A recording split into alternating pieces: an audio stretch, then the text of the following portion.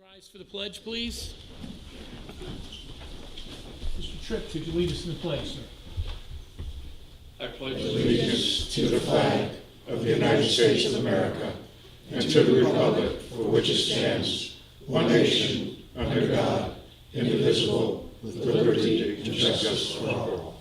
In a moment's silence for men and women in the armed forces, our first responders, our veterans, those fighting the good fight in the Ukraine, and those that have had the demise of family loss in the earthquake in Syria and in Turkey. Thank you.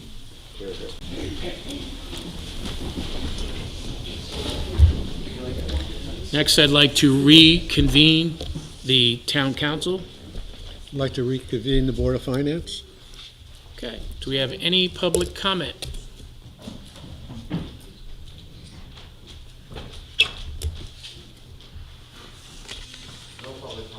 Okay. Next is, we're going to start with the voter registrars. Marcel? This is page 107 in our books. Good evening, Mayor, Town Council. Anybody doesn't know me, I'm Marcel Grenier, Democrat Register of Voters. It's going to be pretty quick. The increase really is due to the District 8 that we added, 69th in New Milford. More ballots. Unfortunately, we had to up our percentage of ballots per every district because that third district really, we can't pass ballots on, when we run out from district to district. And of course, we got our poll workers. And the ballots, I was told by LHS, are going to go up probably 20% or plus.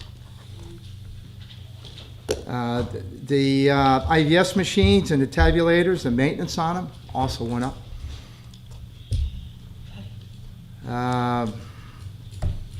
Like I said, our biggest cost really was District 8, Dorwin Hill. Adding a whole new district, which is roughly about $3,000 an election, so, for each district. And then you got ballots on top of it, and at 50%, if you add out 50% of 20,000 voters, you got 10,000 ballots, and if the ballots go up, the average ballot is going to be at least $1 a ballot, if not higher. So you're talking $15,000 for ballots, and every time we have an election or... Any questions? Any questions for Marcel? Okay. Walter? Yeah, just, are you having trouble getting poll workers? Yeah, we're starting to have more and more problems. And the reason I ask that, because the state is looking at extending early voting Well, in person. it's going to be a problem no matter what, True. financially and everything. I don't want to get into it too much tonight because I could talk about it for an hour. If they want to do what they're talking about doing, it will up our budget at least by $90,000, if not double that. They can't do that. Right now, like I said, I don't want to get into it too much because I don't know. I'm trying to set different plans in place so that I can work around what they're doing legally, because what they want to do right now is ridiculous. What do they want to do? Well, right now, the latest I heard was they want to keep every district open, which you can't, because can you imagine asking the schools to leave their, an open space for us for 30 or 60 days? First they started for 60 days, now they're working on 30 days, and at least one Saturday or Sunday. And they want to leave the polls open pretty much the same hours they are now. So even if we keep one district open, which is my plans, like I said, I don't want to go over it too much, waste anybody's time right now. If we keep one district open, which I'm hoping is going to be in a town hall here, which I estimate the first year we'll get at least 200 or 300 per day coming in for early voting, and then I'll increase year to year. But you're talking a minimum of $3,000 per day. So times 30, $90,000. That's enough. You know what I mean? That's only for 30 days, which is, like I said, I could go on and on about this. I'm not going to waste your time because I don't know what they're... It's more getting the people to They don't know what they're doing right now, because right now they tried to hurry up and move this for May, because some of the towns have May elections. So I don't know what's going to happen. The only thing I know is that I pray they don't do this till next year, because they really, in my opinion, don't know what they're doing right now. What they plan on doing is going to hurt a lot of towns, including New Milford. Very expensive. Any other questions for Marcel? Walter? Walter? Marcel, was there ever any consideration moving Oddfellow, the voting district, back to Pettibone? Ever since they came out with it over a year ago, I've been working with the mayor, in fact. We've been trying to get places. We finally got some answers on possible places that we can go right now, because this stuff doesn't happen overnight. The problem is, the biggest problem right now I have, and I'm still working on it, is I cannot find new tabulators. I have been to conferences, I've stood up, I've asked, please, anybody got any extra tabulators? They stopped making them 3 years ago, so that's the problem. And even when they redistrict, I screamed, I yelled, I did everything I could possibly do to get, I told them it's just not right that they're setting up a new district. I managed to get 2 tabulators from them. They don't work. They're old tabulators that somebody gave them that when they cut their districts down, they just don't work. They got spare parts for them right now. Our tabulators are starting to break down. I mean, on every election, something goes down. Joe? I don't know what to tell you, you know. I think the question was, has there been any discussion of moving the voting from Oddfellows Hall to John Pettibone? Am I correct, Walter? Could we answer that question? Yeah, well, the only thing I know is I never wanted to move out of Pettibone to start with. I was told to move out of Pettibone because they were selling the building way back. And right now, I'm not getting a definite answer. I would have said a year ago or even 2 or even 5 years ago, I'm not moving into Pettibone unless somebody can guarantee me 2 years. And at this point, I'm going from 2 years to 4 years. Unless the town can assure me that we're not going to move out of there for at least 4 years, because the work that's involved in going there, and it's not even the work that I'm worried about myself, it's trying to get the people to change. You guys have no idea what it is. You know, people complain about being at Oddfellows. Right now, we're lucky to be there, because if we weren't there, I don't know where else we'd be. It took me 6 months to talk Oddfellows into going into there. I don't want to go there. It's twice the work for me. I got to break down. I got to set up. I don't leave Oddfellows till 2 o'clock in the morning at the end of voting time, because I got to pick up everything myself down there. I mean, I'd love to go to Pettibone, but I'm not going to go there unless, I'm not going to tell the voters, move there, and in 2 years again, we're going to move, or in a year. If we can move there 4 years, if I can guarantee 4 years in Pettibone, I will gladly move to Pettibone. And here's a dilemma we have, Joe, because this really hasn't germane to the budget, but because there were entities put into this building illegally, right? So you had those entities that were just jammed in there. They violated zoning, they violated building, they violated everything. So you have a limited capacity that can be in that building. At a time. So now you have, as Marcel was telling me, are we going to take the gym and lock up the gym for 30 days, 60 days, 90 days, because we don't know what the voter registrars of the state are going to tell us to do with early voting? Yeah. We have a vaccine clinic that's still there, still works on Wednesdays. What do we do? Right. Do we tell people they can't use the facility that it's supposed to be for while we wait for them? So, as Marcel's saying, we got to figure out first before we do anything how this is all going to work and play out. 100%. I just wanted the question answered. Yeah, no. Yeah, no, and it's a great question. Like I said, but Absolutely. again, you know, I had thought of early voting. I don't even want to go into Pettibone. Unfortunately, right now, the only answer I got early voting is I'm hoping to work around the state and say, I'm not opening every district up. I don't care what you say. I'm going to have it in the town hall here. But in the average, when it starts here, I foresee at least 200 people a day coming in here. Now, do we want 200 people in the town hall coming downstairs? And that as it progresses, I'd see 400 to 500 to 600 people a day coming in. You got to remember, we got, you know, total voters in the town, including inactive, that are actually on the vote, you know, they're capable of voting is 21,390 people. Do we ever see that? Like, what's? Oh no, we see it close during the presidential. We'll see 85 during the. Wait, so the total voters is 21,000. 21,390. And what would be high is a presidential cycle. The presidential, you'll And see that's- maybe 90% of that. Well, you said 90%, 85 or 90%, not Yes, 8,500 easy, people. yeah. Okay. That's what we normally see. And then, well, luckily I foresaw that, but even during the last municipal one, it's the highest one we've ever had too. Right. And right now, the way voters have been, they've all been high. Right. You know, whether it's been gubernatorial or whether it's been, people been showing up to vote, No, except for referendums. That's it. The most important thing in the world, people don't show up for. Can I ask one more quick question? Absolutely. Do you know what your 2022 budget was? 2022, I don't have it with me, but I know it wasn't much different. It might have been $20,000 different than last year's, and last year's was 214. I think somehow I remember 198. If my mind serves me right, I think it was 198,000. Okay. Am I correct on that? I'm pretty sure that's what it was. I don't know, because the only thing that we have in our budget book is this current year and the mayor's supported proposed budget. Usually we have 2 or 3 years prior, but for some reason in the books, we only have this year and next year's proposed budget, so just Yeah. curious. I'd say 90% sure. I think it was 198, if I remember right. And that year, you gotta remember, we didn't have, I say we had 8 districts, we really got 9. This is last year. Because I created one downstairs over here because we wind up with so many absentee ballots and EDRs that I opened up actually District 9, which is in the building here. I mean, we got people working here, we got people working downstairs, we got, we got between 75 and 100 workers. That's a lot of poll workers. Absolutely. And right now we got trouble, I'm hoping to keep paying them a little bit more money to keep them on, because the stuff the state keeps coming up with is making it very difficult. And I'm not bragging, but I think we got the best poll workers in the state. Agree with By that. far. By far, believe me. I go to, the people here that work at these polls, they really, really care about what they do. Careful and friendly. I mean, anybody that's been there, I like it. Any other questions for Marcel? Thank you, Marcel. Thanks, Marcel. well, have a nice evening, everyone.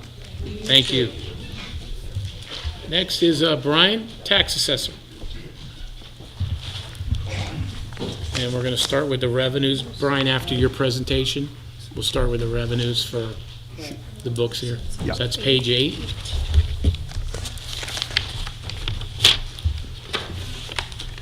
Okay, good evening, everyone. Good evening, members of Board of Finance and the Town Council. I'm Brian Lastra, I'm the Town Assessor. And as many of you know, one of our department's primary functions each year is to compile the grand list of real estate, business personal property, and motor vehicles. And currently, about 80% of the town's revenues is attributable to the property tax, or taxes levied against the net taxable value of the grand list. Our office does generate a small amount of revenue. So on page 9, you'll find I've allocated or estimated about $400 to be deposited into the town's accounts next year. So we generate a small amount of revenue from copy fees for various assessment records.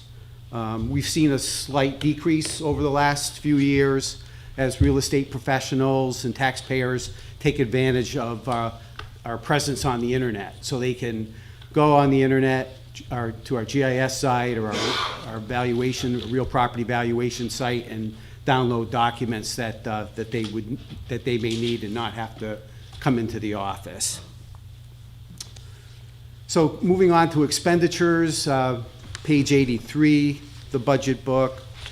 We start off with personnel.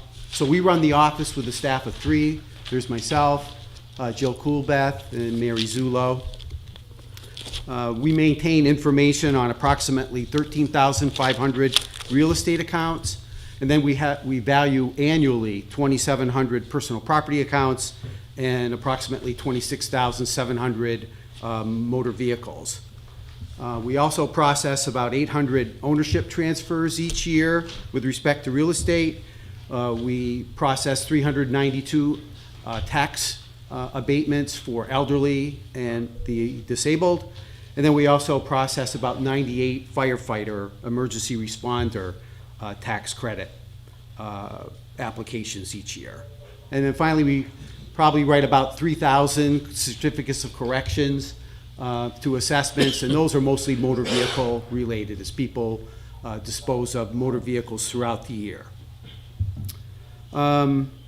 Overtime, we really have not had a real need for this, but we have it allocated in case deadlines or state mandates come up, and we need to have people working on tasks in order to meet statutory deadlines.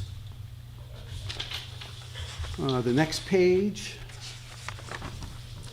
talk a little bit about personal property tax audits. Businesses are required to report their listings of business personal property, their assets each year. It's basically a self-reporting system. So years ago, the town started a business personal property tax audit program. We audit about 20 businesses each year.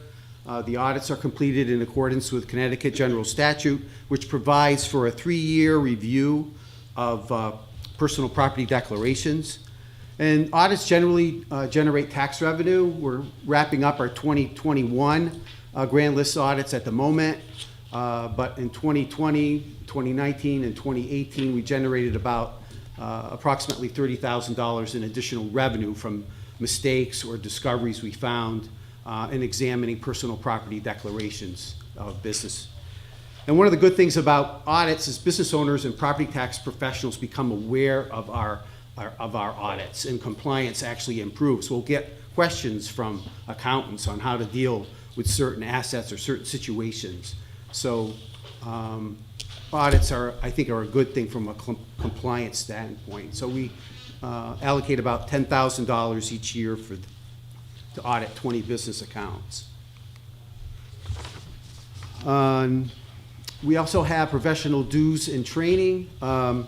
We have membership dues that we pay to professional organizations that provide training and educational opportunities for us. The Connecticut Association of Assessing Officers provides approved workshops and seminars for certification and continuing education. There are 3 levels of certification. There's the CCMA Level 1, the Level 2, and then the AAT, Administrative Assessment Technician. So Mary Zullo and myself are certified municipal assessors, so we need continuing ed in order to maintain our certification. And Jill Kubef's involved taking all the courses. She'll be taking 3 this year and trying to get certified as a Connecticut municipal assessor. So these funds are helpful for training and for certification purposes. Then we have materials and supplies. This basically refers to our grand list printing. We still print the grand list. We're still required to print on paper, 75% cotton bound paper. We also mail forms and notices out, so there's postage involved in this. We spend $250 a year for the access to the DMV, Department of Motor Vehicle portal. As many of you know, we value motor vehicles, so we have a pricing subscription with the NADA, the National Automotive Dealers Association. And this pricing subscription, NADA is actually owned by J.D. Power, and J.D. Power wants to see a return on their investment. And our subscription prices have been steadily increasing. We're approaching $2,100. 2 years ago, it was $750. And then we also have office supplies, paper, pens, and so forth. So the budgeted amount here is $10,650. And then our computer software, our valuation software, which many of you may know as Vision Government Solutions, Vision Appraisal. Our data is hosted in the cloud, so rather than spending money on servers and upgrading servers, we actually have our data hosted. So we pay for that. It's hosted on a large mainframe computer outside of Boston. Vision also supplies web hosting for us, so people can look up their property information online, or their neighbors, or if they're interested in any property, they can look it up. And then this $35,000 also covers licensing and maintenance fees that we have to pay to the software vendors each year. Tax rebates and refunds on page 90. These are primarily motor vehicle related, so these are situations where someone has disposed of a car, has already paid the taxes, so obviously, if they dispose of a car during the grand list year, they're due a refund. And this primarily happens with leasing companies. If you lease a vehicle, when the bills go out, the leasing companies just want to pay the bill. They don't care if the car was disposed of 3 months before July. They just want to pay that bill. And then they follow up with us. They have actually 18 months after the bill is issued to follow up with the town and request a refund if the vehicle was sold, if that lease vehicle was sold or came off lease during the grand list year. And then we also have a Board of Assessment appeal. They will look at individual assessments of vehicles in September after the bills are out. If someone questions the valuation that we placed on the vehicle, they may go to the board in September, and they may grant some relief, and then again, we would have to issue a refund. So assessors legal, page 92, budgeted $40,000. Obviously, this is for litigation, property tax litigation services for tax appeals. And we work closely with our attorneys at Kramer and Anderson. So we've budgeted $40,000 for this next fiscal year for tax appeals. Assessors capital, page 220. As many of you know, we are required to perform revaluation of real estate every 5 years. So we've established a sinking fund, in a sense, where we're allocating money for the next revaluation. In 2020, we spent $379,000 on the revaluation. That included a measure and listing of each property. So it was a full data collection where we visited. The firm we hired visited every property in town. The 2025 revaluation will be a revaluation using existing inventory. So we're only going to be updating for permits and that sort of thing. We don't have to visit every property. So the cost of that I anticipate is going to be around $225,000. So with this $50,000 that's budgeted, we'll be up to $123,000 in our sinking fund, and then we'll have 2 more years of $50,000 to cover it. And then finally, under assessors capital, we have GIS mapping. So many of you may be familiar with our GIS website, where you can look at your property on our GIS system, see the property boundaries. There's layers that you can overlay, such as topography, contours. We have photos, aerial photos from various time periods that you can also overlay and look at your property or any property in town. So we pay our vendor, AppGeo, to update those maps on a yearly basis. And they may make other changes if we discover problems with boundary lines or easements of that sort. So they're there to maintain that, our system. We're paying to have this on the internet, and we're also obviously paying for them to update our maps on a yearly basis. And our maps are very accurate in terms of timeliness. They're updated. We update them throughout the year. So that's basically where this money goes. So that's pretty much my department's budget. I'll entertain any questions that anyone may have. Any questions for Brian? Yeah. Brian, I know you have gone over this process before, but there are always lots of questions from the public. And would you mind just quickly describing the process? I know we hire a company to locate cars that are, Right. skipping out on paying. And then we collect a certain percentage of what they collect. Right. And I think you just mentioned about $30,000 has been brought in. In the last 3 years. I'm not sure if that is per year or altogether. Yeah. Could you just run us through it, please? And then at the very end, tell us again which department someone would contact if they want to seek some sort of redress. Okay, so the $30,000 you're talking about was our personal property audits. So that's for business personal property, or businesses within the town.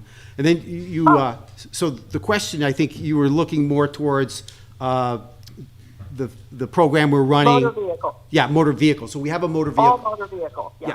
Yeah, so we have a motor vehicle program that we implemented a couple years ago.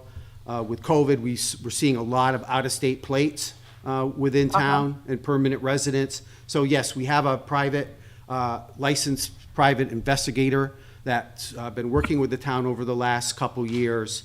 And their job basically is to locate vehicles that are within New Milford on a regular basis and either registered out of state or maybe perhaps registered in another town. I mean, we have discovered quite a few vehicles. People move, and the last thing they think about when they move sometimes is contacting the DMV and letting them know that they now live in another town. So each vehicle that's registered with the DMV has a tax town assigned to it. So New Milford, Danbury, Litchfield, Morris, so on. So this company has discovered quite a few registered Connecticut vehicles that are in New Milford. And like I said, the vehicle owners had moved here and they've neglected to update the DMV. So, you know. How do they handle something where an out-of-town person is working in New Milford? An out-of-town person is working in New Milford. So yeah, just working, not living. Yeah, then that normally would not be picked up, only because the vehicles are generally observed in the middle of the night and not during the day. So, right. Okay. Yeah. All right, and what roughly do we don't pay this company, they are paid through what they collect, correct? Yes, they receive 50% of what we collect. Okay, and and we take the other 50? Yes. Oh, okay, that's great. Yeah. And what department did you say someone could go to ask for relief? So, Municipal Tax Services, the company that we use, they have all the investigative information. So the first step for a property owner, vehicle owner, is to approach Municipal Tax Services and discuss the issue with them. And then they would make a determination of whether or not it's something that would stand or not. Okay. And then we do have, beyond that, we have a Board of Assessment Appeals. You know, throughout the process, they're informed of their legal rights in terms of appeals. And we do get appeals with certain, occasionally. Yep. Okay, fantastic. I appreciate the overview. Okay. Any other questions for Brian? One Hillary? question. And you might have said this, and I might have missed it, so I apologize if this is a repeat. But can you just explain the sinking fund reval, why it's doubled from the 22 in the last budget to the 50? Yeah. So the first year we budgeted 23.5, and then realizing what the costs were going to be, the costs for labor. These revaluations are very labor intensive. And I realized that our cost for the 2025 was going to be closer to $225,000. So that's why we went from 23.5 to 50, and now 50 again this year, and then 50 next year, and the next year. We should have enough money to cover the costs of the next revaluation. That's why it increased. Thank you. Yep. Joe?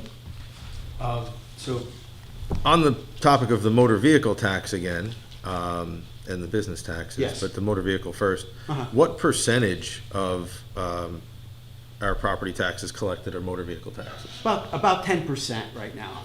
Yeah. About 10%? Yep. And it was closer to 8 up until last year, and then the values of used cars escalated due to supply chain issues.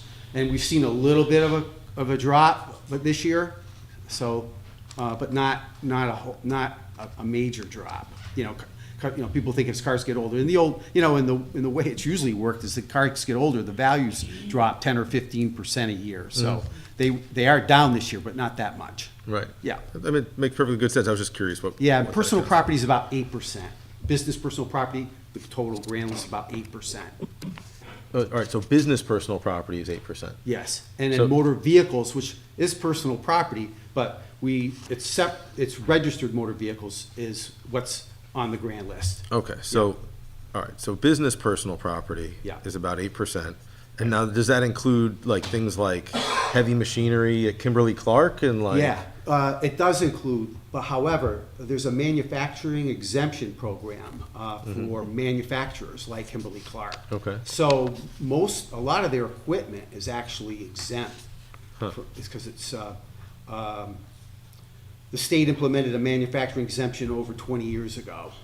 What about a landscaping company that has an excavator? Right, so that would depreciate to, an excavator would depreciate to 30% Of its assessed value? of its original value. So it would depreciate to 30% and then stay. 230. Never goes away. Never goes below 30%? No, not like accountants. If you're an accountant and you know how assets will depreciate to zero. So with Connecticut and personal property, the floor is 30%. That's 30%. And now that's, cars are included in that floor? Like motor So- vehicles? Yeah, so cars are based on the NADA, clean retail value. So. So if you have a car that's beat up, Right, it's still assessed as if it's a clean NADA car of that year? right, and that's why we get appeals, because people come in, they have high mileage, they have dents, whatever, so that's why there's an appeal process for cars, right. We're required to use clean NADA retail. Now, last year in the legislative session, there was a bill passed, one of the governor's bills, and he wants to now use manufacturer's suggested real retail price, but with a depreciation schedule. So it will go down every year. It won't be clean retail anymore. So we're in the process of trying to implement that legislation now, because that part's the easy part. The Couldn't you hard- just go off of the sale value of the vehicle? We're gonna go off the MSRP, so whatever the Like, original. what about like, I sell a car to my neighbor for $500? Yeah, And that's worth $500 because that's what he bought it for, right? Right. Because what is the value of something? Yeah. The most that someone's willing to pay, right? Yeah. There's nothing, I could say it's worth $1 million, but it's not, right? Sure. Wouldn't that make more sense? yeah. I Well- kind of feel like it would. Yeah, I mean, the problem is you've gotta go with some standard, Like a bill of sale. valuation basis. So, clean retail was how we, and people, want us to use Kelly Blue Book and other, but, the assessors and the DMV's established a relationship with the NADA 30 years ago. Right. And it's hard to break something like that. Yeah. Yeah. All right, so next question. I'm looking through here, right, and I see that in some of your line items, right, there are, some sort of inflationary pressure that's pushing them up, right? Yes. Materials and supplies went from $9,850 to $10,650. Right. I would assume that the same would be true for things like, assessor training and development that says $3,000 and then it's still $3,000, right? Right. Or overtime.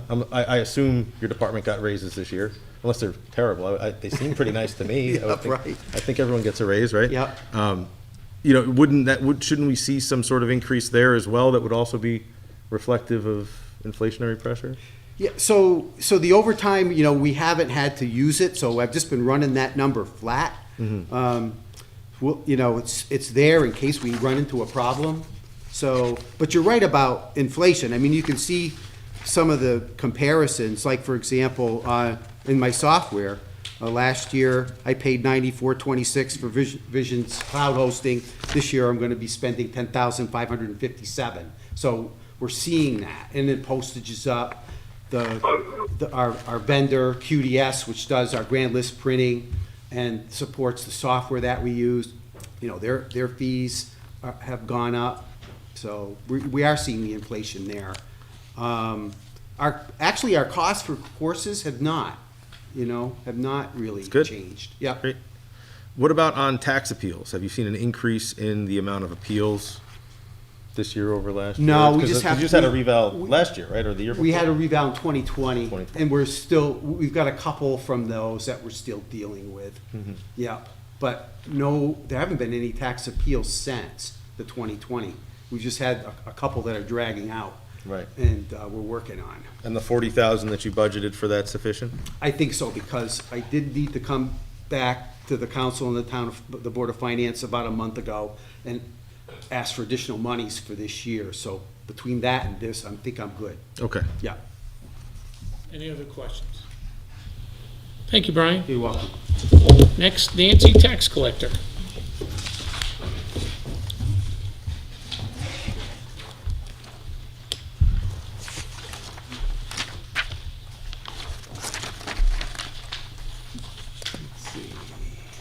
There you are.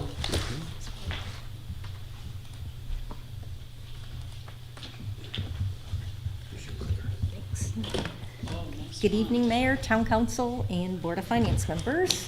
I'm going to be, my presentation short and sweet. It's pretty self-explanatory on the slides. The biggest increase to my budget this year was in salary. Our longevity pay also went up due to Doreen and I working for the town for as long as we have. The other increase was for the preparation and the printing of the bills through our software company, and an increase in the postage that they're anticipating. And then the software fee also went up. Does anyone have Any any questions? questions? For Nancy? I got a real quick one, Nancy. Walter? I see you got seasonal help for July. I'm assuming that's because of all the tax bills and stuff going out? Yes, so we have, the last few years, we have had a girl that's been in college that comes and helps us. I was just curious, why you don't have that in January too? Or is that because you're not mailing bills, it's just collections? Well, July, we have all the motor vehicle taxes that become due. And then in January, we don't have as many supplemental bills. So it's not as busy as July. Yeah. Any other questions for Nancy? Walter? Oh, Walter. Police lady, just a point of curiosity. I'm sorry, I call her the fleece lady. Well, that's out of affection, because I'm sure she gets a lot of grief. Tax collectors get a lot of grief. It says, training. I would assume as an assistant tax collector, she would get training as well. If she chose to participate in any sort of training, yes, that would be available to her. Yeah, okay, because that would make sense to me. Yeah. Just a point of information. Thank you, But Walter. fleece lady sings. It just sings. It's not so bad. Any other questions for Nancy? Thank you, Nancy. Thank you. Next, Greg, personnel. Page 95 in our books. Let's see what we get out of here.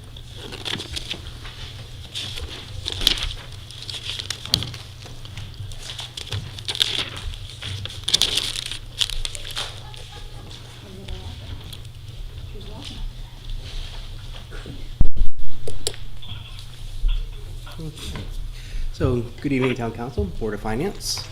I am Greg Bolero, the Personnel Director for the town, for those that may not know me. Here to present the personnel budget for next year. Our town personnel department is comprised of myself, the director, and our personnel assistant, Diane Cunningham, and our office coordinator, who is shared with the fire marshal, Marcin Stankovich. Marcin also serves as a floater, and he'll cover vacancies in other departments. He's helped out with the mayor's office when people are on vacation, and does a really nice job. Together, we're responsible for all the human resource functions for all town departments, with the exception of the Board of Education. This includes ambulance, library, and sewer, which are all recently added to the scope of coverage for our office. Our HR responsibilities include ensuring all state and federal labor laws are adhered to. We handle all compliance reporting. We work with our health insurance broker to ensure all benefit plans are accurate, manage all employee relations, communications, wellness programs, labor relations, recruitment, onboarding, training, workers' compensation, policy development and enforcement, discipline, dismissals, and so on and so on. We do much more. I've got a very small budget, so I just want to go over a couple of highlights, things that we've been able to accomplish recently. Workplace safety continues to be a top priority for our office. While eliminating all accidents is pretty unrealistic, these efforts have resulted in over 180 days between accidents in DPW. We experienced 0 claims for the sewer, town hall, senior center, library, and youth agency. You'll see that we added $500 to our safety committee. We meet quarterly with our KERMA representative and really just address safety. We haven't had a line really since I've been here, and this is just going to help with correspondence and potentially employee recognition going forward. A couple other things. We've implemented a new training program that has been recognized by our insurance carrier, KERMA. We were awarded with the Excellence in Risk Management Award, which is a really great thing. I know there was a question around labor contracts. Last year, we were able to settle the police department collective bargaining agreement. Not only did this contract settle prior to the expiration of the old contract, the town spent $8,215 on these negotiations. Previously, the police contract has cost the town over $75,000. So we've been doing a really nice job. I give a lot of credit to the chief and his administration for the great work being done there. Currently, we are negotiating with Nutmeg, which is formerly the AFSCME union. They've switched unions, and with Teamsters. So we do not have negotiations next year, but we do have a legal budget for next year, just in case we do not get these contracts settled, by the end of the fiscal year. And also, I want to share the personnel department has been focused on digitizing our office. Future budgets will include requests that'll help us expedite the process, but we've already digitized all onboarding documents, training, and are actively digitizing all new hires. One of our biggest accomplishments this past year is we were successfully able to transition our defined benefit retirement plan, our pension plan, to a defined contribution plan for non-union employees. And I worked with the finance director, and we were to design and implement this 401A plan, and we now have 5 employees that are participating in that. So it's off to a good start. And then lastly, I just want to highlight that the personnel office has taken over all the part-time and seasonal hiring. Previously, it had been done inside like the Park and Recreation and the Youth Agency. We've taken this over. We've evaluated pain points there. And one of the things that we've done is we've implemented Saturday orientations where we can bring 20 people in one morning and just eliminate a longer process of bringing them in individually, chasing documents and getting things done. So you'll actually see in the personnel line, we have additional hours for special projects. This is because Diane and Marchand are both hourly employees, and these are the monies that would go towards that. All right, so looking at our budget, the personnel director, personnel assistant, both impacted by the non-union subcommittee. Our office coordinator, Marchand, he's part of the union. I do anticipate an increase there, but that's still being negotiated. You'll see our tuition reimbursement is down about $3,000. We've had several people, including myself, graduate, which is wonderful. So we do still have a few people going to school. We do have measurements in place to control these costs, but it is a really good benefit for the employees.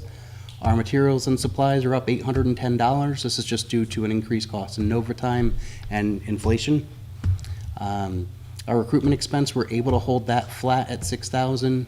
Our drug and alcohol screening, and this is the DPW mandated training. We have random drug testing and alcohol testing for all of our CDL drivers, and this is the program that covers that. I addressed the safety committee expenses.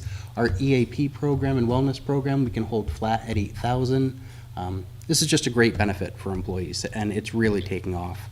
Our EAP utilization is up over 600% since last December. It is absolutely fantastic. And we also have a really great Employee of the Month program. We've got the plaques downstairs. We were able to recognize a couple of police officers just this morning. So a really great benefit for employees. And then our training and development budget is staying flat at $3,000. So our total budget costs at $243,283. Do we have any questions? Any questions for Greg? Just a couple. Are there any unfilled positions? So we do have unfilled positions. We have a laborer grade 2, and we also have some part-time positions with the library that we're still working on filling. So the total number of employees in the town, on the town side of the budget, not Board of Ed. On the town, including part-time and seasonal, Yeah, because it gets complicated that way, it, doesn't it? it I does, know. right. So full-time employees, we have just over 200 employees, and we've got another 100 to 150 part-time seasonal, depending upon the time of the year. Okay, is there a way we can do something about this? I don't know. Can someone mute themselves that's listening in? Greg, Hello? say something, say mute, please. Can you please mute those who are on the phone? Not yet. Oh, they got it going on TV too, I bet. There you go. That's probably what it is. That's what it is. Okay. And, of the part-time seasonal, that's camp counselors too then? Camp fall under that? counselors, lifeguards, camp directors, in the youth agency, it's a lot of the child care and the site supervisors, et cetera. And so you have single-day trainings for those kinds of folks? So for orientation, For we do, orientation. and then they'll work with the camp directors for specific, discipline-related trainings. Got it. Okay. Thank you. Any other questions for Greg? Barbara? You mentioned the Safety and Health Committee, which is a new entity this year that we Well, didn't the have. safety committee's it's not a new entity. We just never had a budget for it. You never charged it out before, Ex- it didn't show up. exactly. Okay, So- so the $500 then is just for materials? Materials and But supplies who- and maybe who com- employee recognition. Oh, I see. So who comprises the committee? Is it There is a people from your- representative from every department. So every department will okay. have someone participate. Okay. It's really great. It's a great program, and Irma comes down, they send their representative, and we discuss a myriad of different issues, from access to slips and falls. It's a myriad of different things that we go through. Any other questions for Greg? Joe? How's it going, Greg? Good, Joe, thank you. You graduated I did, this year? last year. Last year. Master of Science, Human Resource Management. Oh, that's awesome. From where? Yeah, thank you. UConn. Oh, nice. Yeah. So congratulations. Thank you. It's a big accomplishment. So, help me understand this. I'm looking at the previous year's budgets, right? This is why this is helpful to have these numbers going back a few years. 2020, personnel was 88,177, Yes. right? Then it looks like in 2022 it was 89, right? So 2 years later, went up $1,000. And then the revised budget was 104. So was that because of overtime? Or No, did you- we was there added, hiring? we added Marchand to our staff. So Okay. previously, it was just Diana and I in the office. We added that third person as a part-time employee. We share it with the fire marshal, so that's where it was 25,000, but it was a partial year, so that's why And- the increase wasn't full. And Joe, sorry to interrupt. Yeah. That part-time personnel used to be with the building committee, with the building inspector, and with the fire marshal. And then what happened was, because the building inspector's business boomed, he now has his own admin there, and then we separated it out. Now that you're saying it, I remember it. I was just trying to remember what happened, because all of a sudden we're at like 173. I was like, it doesn't make sense. Big 4 jump. years, it doubles. Right, you know? big jump. And then So- also, one of the things that we did is we consolidated personnel to 193, one sorry. line. And so we've added both Diane and Marchand to this single line, and that's how we have it broken out now. So, 100% makes sense. Thank you. excellent, thanks. Any other questions for Greg? Thank you, Greg. All right, thank you very much. Have a good evening. It's Diane Clay. Guys, Diane, if you're on the phone, could you please mute? it's Diane. Everybody else is muted. Specifically ask for Diane. I'm trying to text Okay. Paul. Next is the fire chiefs. It is. I was surprised Barbara was on the same time. I just texted. Is there, Yes. Could you go put yourselves on mute, please, if you're on the phone?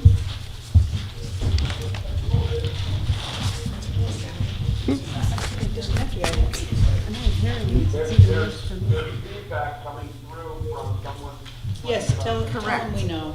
It's And Diane. you get rid of that by going on. Okay, so there's some other things that might be taking place here from a Navy standpoint. If you're listening to this through a Bluetooth device, you have to mute, or you have to take yourself off of the Bluetooth device. But it's nobody in here, it's them, so. That's No, he's what I'm saying saying. it so Somebody they can might be listen. like driving their car and having their phone hooked up to their Bluetooth in their car. You have to turn that off.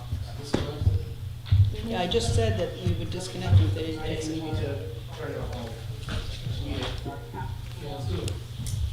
Okay, who's first here? Did it go away? We'll see. Oh. Hey, someone figured it out. Okay. Chiefs? Assistant Chief Russ Coyle, Northville Fire Department. We managed to keep ours flat for this year. Yes, sir. Try to Wait, help out the say that again. taxpayers. Say it again. No Say- increase. No increase. I love it.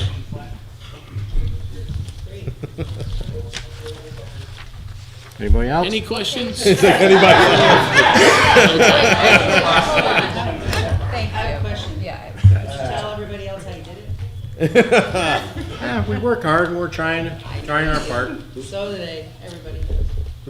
Okay. Very good.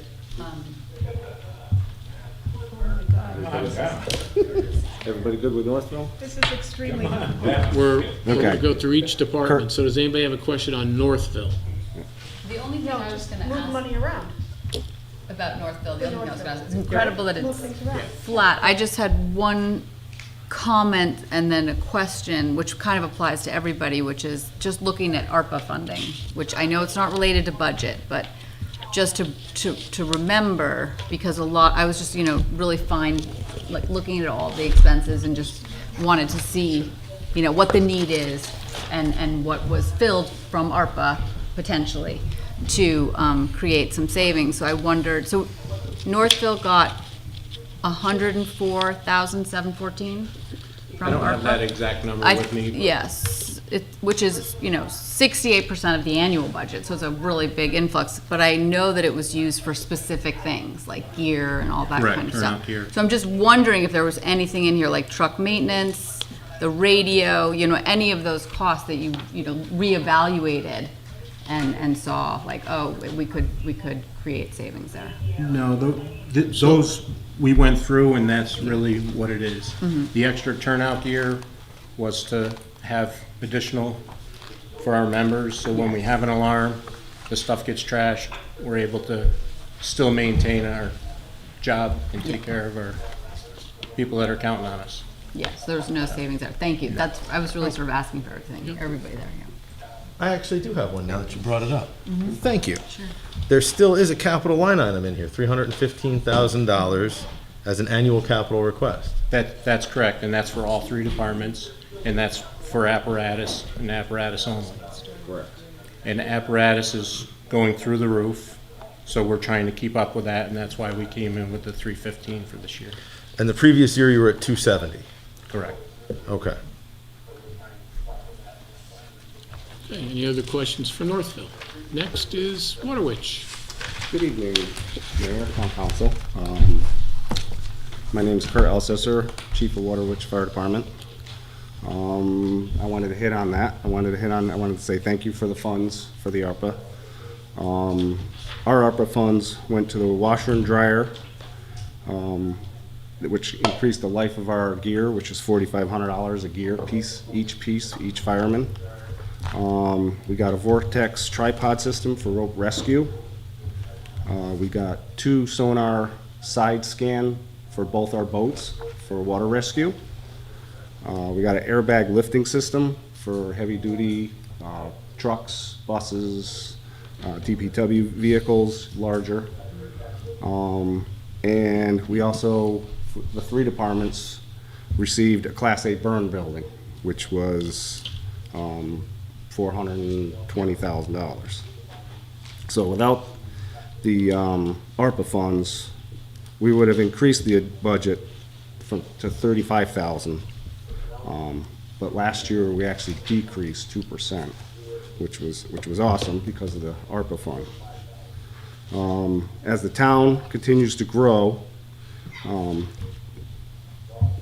I know Waterwitch calls have gone up to 694 calls a year. We've been in business for 160 years. That's the most calls we've ever had. And that was without any large-scale weather conditions like tornadoes that impacted our town last year. We didn't have that. So with that many calls, that was just accidents and fire calls and water rescue calls, rope rescue, etc. Our membership has grown. We keep growing members. We have 58 members that are ready for 2023. We currently have 3 current probation members, and we have 2 candidates coming in and looking into our firehouse, which is really good for us, because as more calls we get, more members we need. So that's really awesome for us.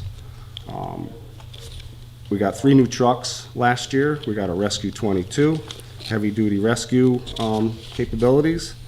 We got a new brush truck. Got rid of 2 brush trucks to make 1. And then we got a Ford 350 4-door to bring our Ranger around, bring our boats to calls, save gas. Instead of running our bigger equipment, we're running smaller equipment, save fuel.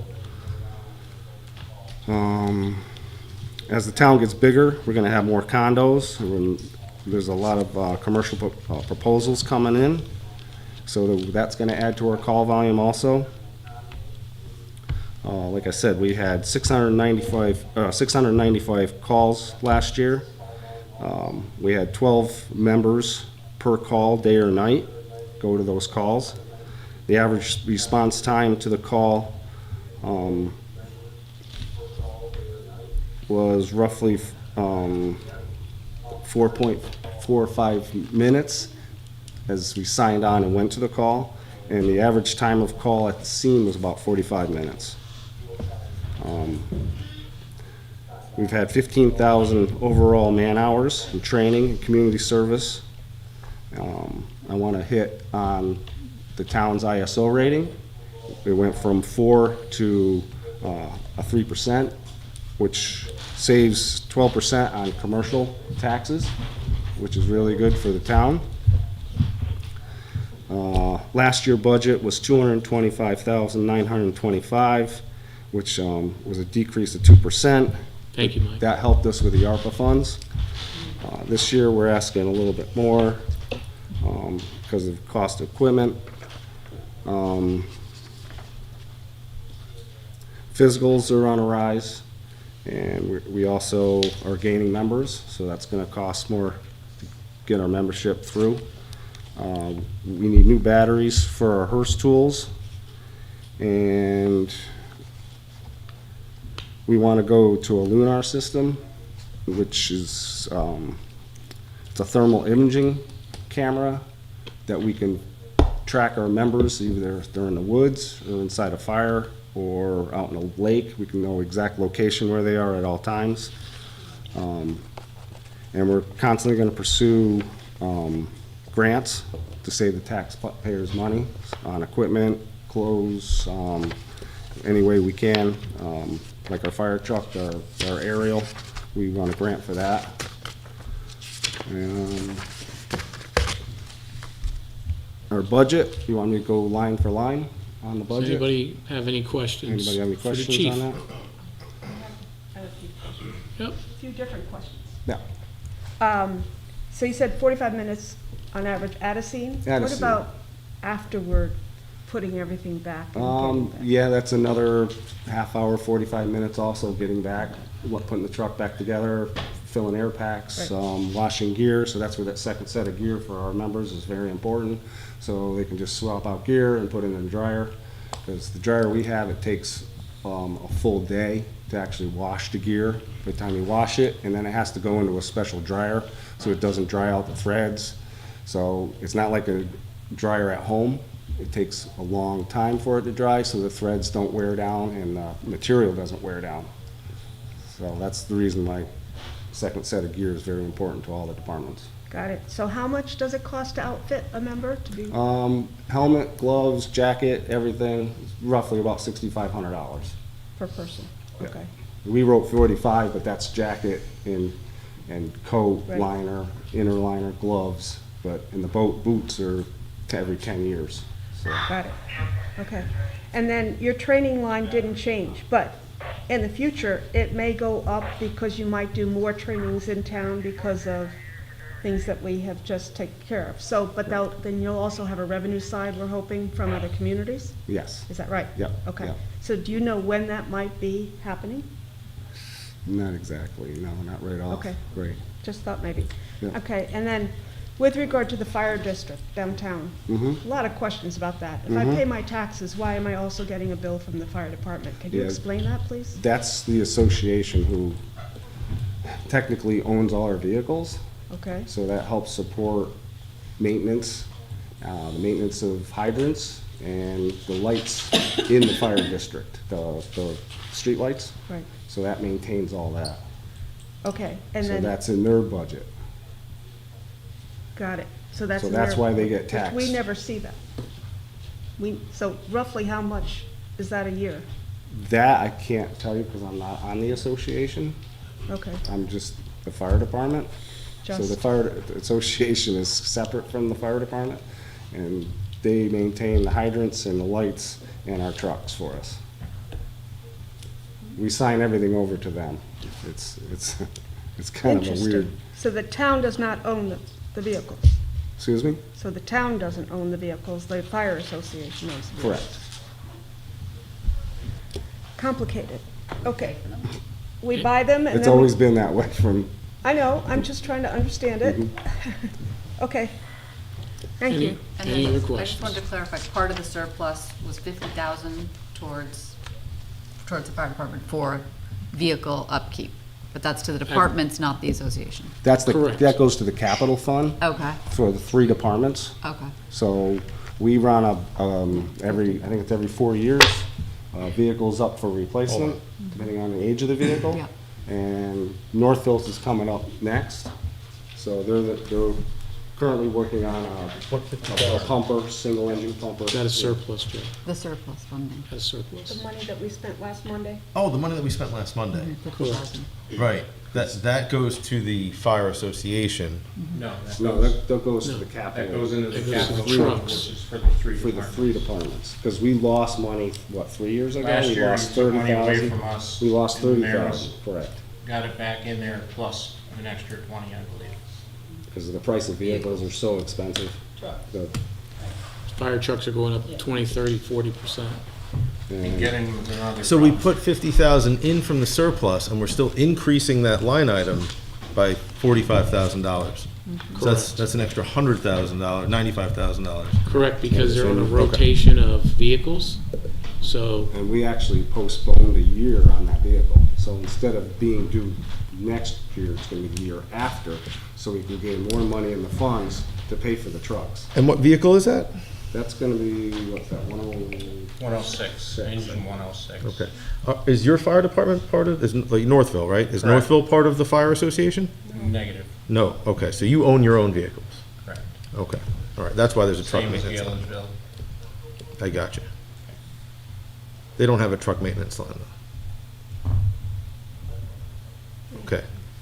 any other questions for the chiefs? Now we have Gaylordsville. Chief Tyler. Good evening. Katie. I'm Tyler Bergman, Fire Chief of Gaylordsville Fire Department. There's the Town Council, Board of Finance.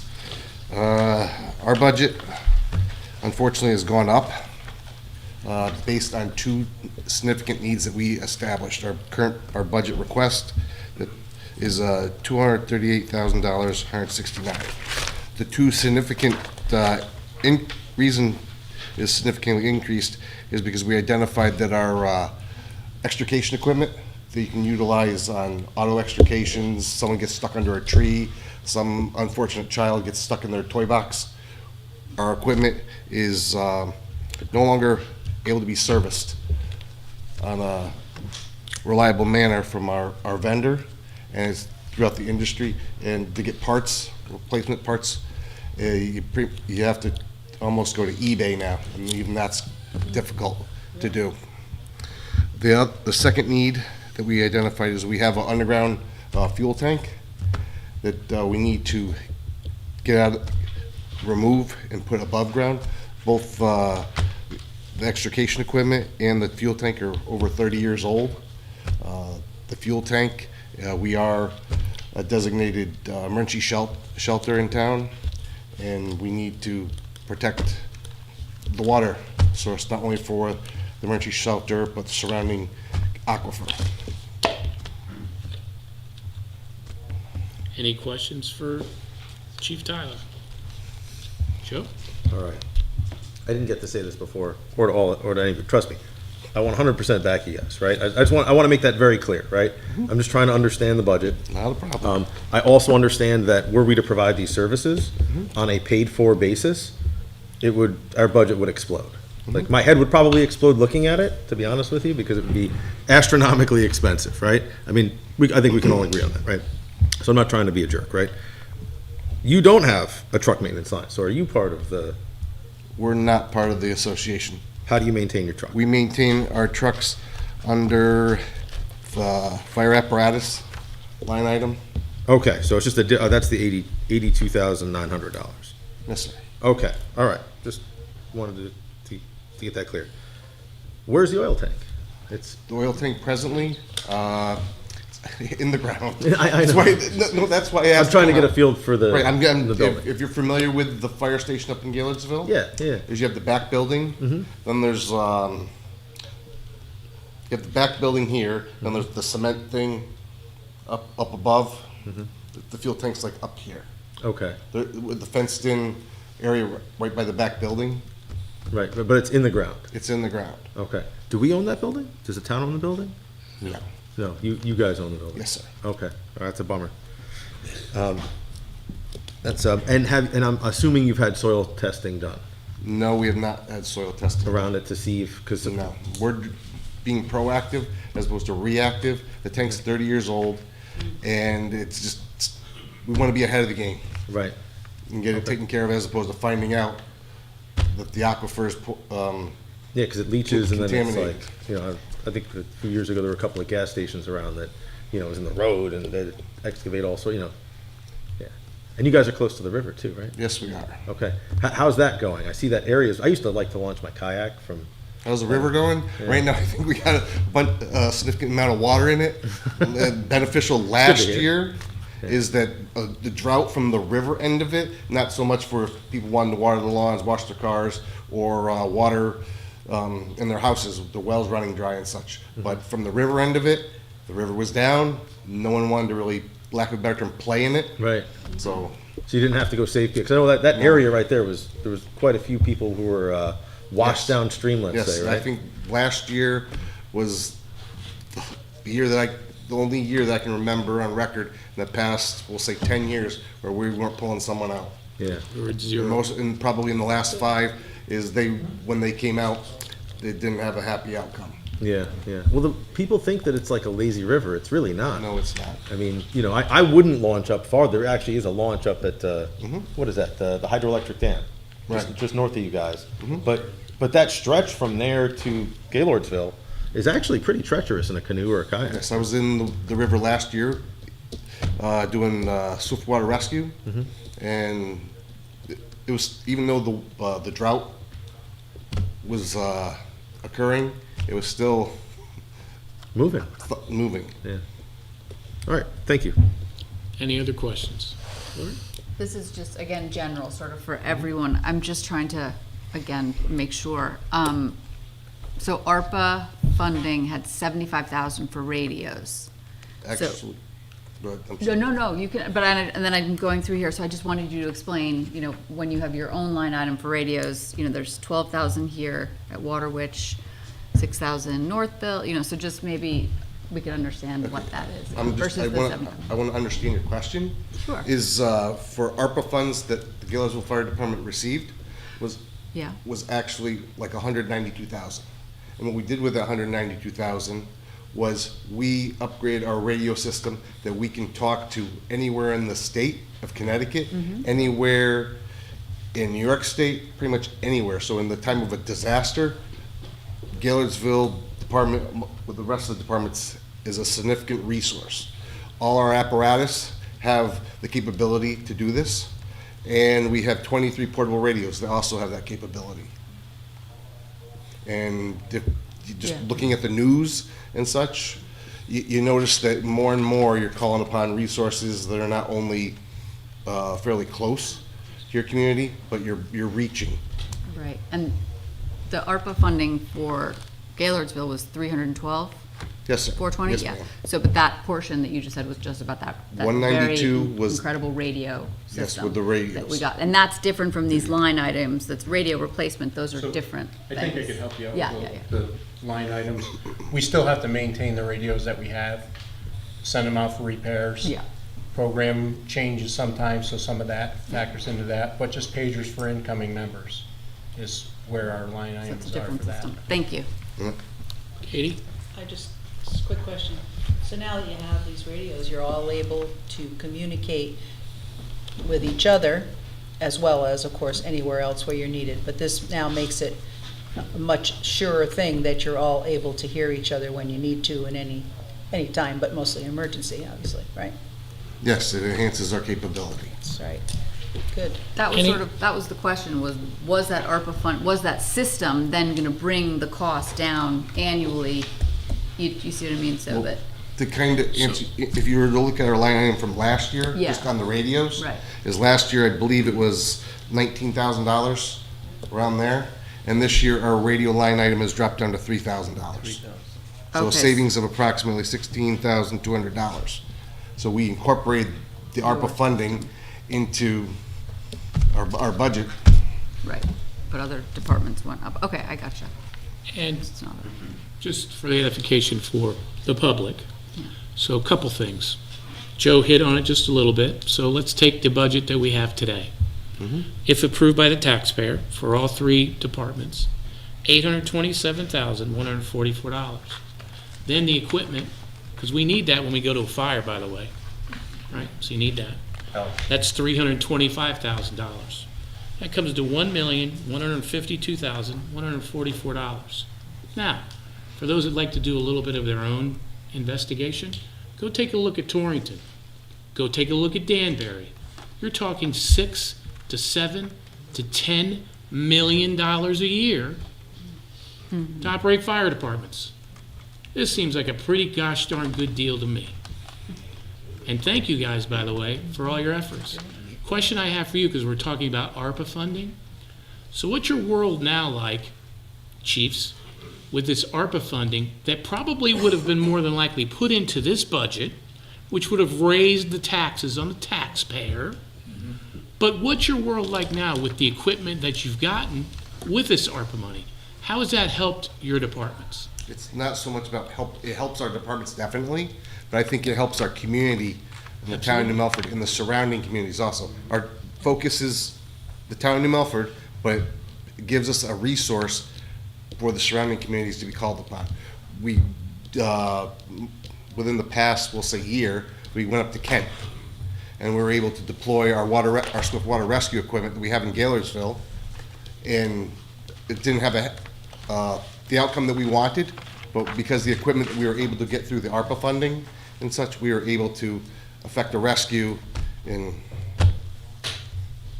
In timely a manner. good this, time. this new burn Chief? building, that's gonna be a big asset to the town. So whenever we train, we have to go out of town, we have to go to Torrington, Birdville for our live burns. So now we're not leaving town for 4 to 6 hours. We don't have to put wear and tear on our vehicle, driving all the way up to Birdville. So, and having that in-house, we're gonna be doing a lot more training. The three departments are very active together. So we are gonna be like one unit. We have developed what's called an off-call. And anytime a structure fire comes in, all three departments get deployed, and we all meet, and we set up a strategy, and we move forward and put the fire out. So it's gonna be really, really good for us to have that new burn building. Thank you for that. Thank you. Joe? Where is that? It's gonna be down at DPW site, on Scoville. It's in the works, it's not up yet. Behind the ambulance bar. Oh, at the Century Bend. That's It's gonna be way over in the corner. in the back by It's being built power as- line or Yep, it's gonna be right underneath the power lines, Right close to it. underneath the power. Okay. So it's being built as we Place for- speak. Good place for a fire. It's like, well, it's not under, Training. it's not For under the training. power lines, but it's near the power lines. So it's gonna be a really nice asset. It's gonna be a nice community down there. So we're working very well with DPW, so it's a great asset for us. Any other questions? Joe? I do. So Pete touched on, so actually, I have a question for you too, Mayor. But Sure. That'll come next. So Pete said that a lot of the stuff that you guys had requested in the ARPA funding, and I'm assuming also in the $5 million, there's capital appropriation that was just made by the town meeting last week, that there were many of those items that would have actually been in our budget, right? But I'm curious to figure out if that truly is the case, because if we go back to the 2020 actuals, your budget for 2020, not including the capital requests, but just for the budget, was $568,037, and this year the request is $827,144, which is a 45% increase. Now, I would assume that if we were offsetting current year expenditures, right, things that would have been in this year's budget, I would assume not to see a 10% year-over-year increase over the last 4 years. Right. You know, I would think it would be significantly lower than that. Now I understand there's probably mitigating factors with COVID, right? Mm-hmm. But even if we go off of the 2022 budget, you're still up 14%, Mm-hmm. right? So that's, 7% a year for 2 years, right? With no personnel, so we really shouldn't see, we're not seeing wage increases in there, right? And we've offset the capital expenditures, right? The savings, right? As you guys said, the savings on future expenditures were made over the last 3 years, really, right? Because there were multiple waves of the American of the ARPA funds, right? You touched upon exactly why you're seeing an increase. COVID and the supply chain, and prices are unfortunately going up. But we offset those expenditures, right? Right, but we still have we offset the expenditures, but we can't control what the vendor wants. And that even with the budget that's submitted from the Galersville end of it, is the prices we have are from December. So by the time once the budget is passed, there's probably going to be some sort of increase by the time it gets passed and we are able to have the money in July. But didn't we make those expenditures already? So Joe, You haven't. I'm sorry, so Joe, they're not apples and apples, they're apples and oranges. And I'll give you for instance. So for instance, let's just take Waterwitch, because I'm looking at it, right? ARPA funding didn't help at all with breathing air quality tests. ARPA funding didn't help at all with computer program update and maintenance. ARPA funding didn't help at all with fire prevention and recruitment. Fire extinguisher service maintenance. So these are all items that are already in there, but ARPA funding didn't do anything for that. But what ARPA funding did do was they're not going to come back here rather than a 14% increase that you're saying, coming in with a 35% increase. So it helped with cost avoidance, but some of this stuff ARPA didn't fund. Our Hearst tool maintenance, that went up $3,200. For the, I because totally of understand. Just the money that they charge us, everything went up. So that went up. Our 2021, we actually had a 2% decrease. This year we're going for 4% increase because of all the other monies that it's changing, because bills are changing. Like the Hearst tools, that went up $3,200. And hose is going up. That's all part of our scheduled maintenance. Every year we have to get our hose tested. We have to get certain equipment tested. So everything's working its way up. Luckily enough, all our air packs are up to date. The air packs went up 7.5%. So the average air pack is $6,600 2 years ago. That same pack is $8,000 right now. So same with our gear. Our gear used to be $3,500. Now it's $4,500 plus gears, boots, helmets, $6,500. Mm-hmm. So it's fortunate that we need this in the fire business. Unfortunately, so we hate to ask for more money. Personally, I was hoping to keep the budget the same. Clearly, everything has gone up in our industry throughout the years, and that's where your increase is. A lot of the ARPA stuff was able to add to our toolbox and make it better for the people we protect. Thank you for that. And that is my point, exactly. Yeah. Because truly the things that we spent the money on, right? We weren't directly spending it on, the forced increases, the things that are unavoidable, right? Now, I'm not saying that the equipment that you got, you shouldn't have gotten, right? I'm just saying that it's more than likely things that we might have been able to budget for, right?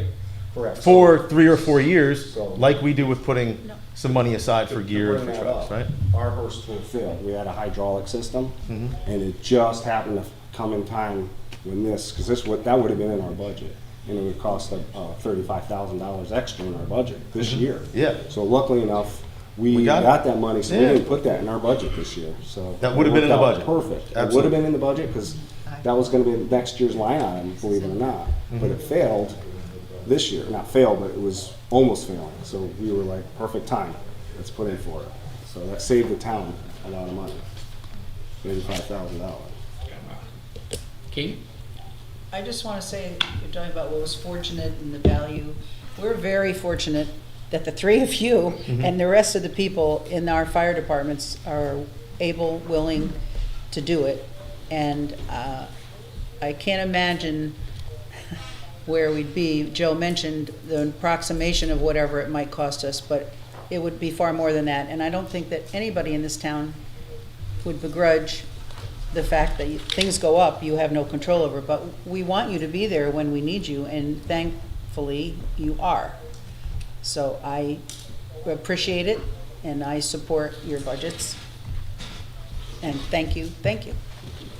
That's all I'm saying. Any other questions for the chiefs? And we still do fundraisers, all three departments do fundraisers to offset I know you do. and help out. So on top of protecting the community, we also try to raise money to help out, so. To use Katie's words, I don't begrudge the budget either. I mean, like, or anything that you guys do. I mean, I couldn't do it. I'm scared of fire. I run in the other direction. We can curb you. You can draft. Yeah, What's that? You can be fire, police, draft. Oh, man. We'll find I it. don't know that I need another thing to do. I might end up divorced. Thanks, everyone. Thank you very Thank much. you. Next, local emergency planning budget. This basically has to do with CERT. That's page 139, and that's Jim. Come on up. Oh, Yeah, don't yep, forgot. sorry, Waynesville. I didn't see him standing up there. My apologies. I thought you were just here because you know this would be a lot of fun tonight, so you just came to sit in. Yeah, it's been a blast. Yeah. Page Rob 123. Webster, one of the trustees for Lanesville Fire Station. Bruce Taylor, trustee for the Lanesville Fire Station. Fred Aldrich, trustee for the Lanesville Fire Station. So what was the last name? Mine, No, the last one you mentioned. Bruce Taylor. No. Fred Aldrich. Thank you, that's the one. Our budget has just moderate increases, trying to keep up with the economy. And if you have any questions. Any questions on Lanesville? Joe? Pete, why aren't you letting them pave the apron of their driveway? Because we're gonna have DPW do it. So it's in the DPW budget? Correct. Okay. And then there was something also about, what was the other $17,000? Is that 17 was oil for burner to a propane? Changing from oil heat to propane. And as there may be a retrofit of Lanesville Fire Department sometime in the next few years, and talking with them, it would be, why would we do that when we're gonna be looking at changing things around there? So we're gonna keep it at oil heat right now. Excellent. That's it. Yep. Thank you. Any other Thanks. questions? Thank Thank you, for guys. spending the time Thank with you. us tonight. Okay, next, Jim. Page 139, local emergency planning.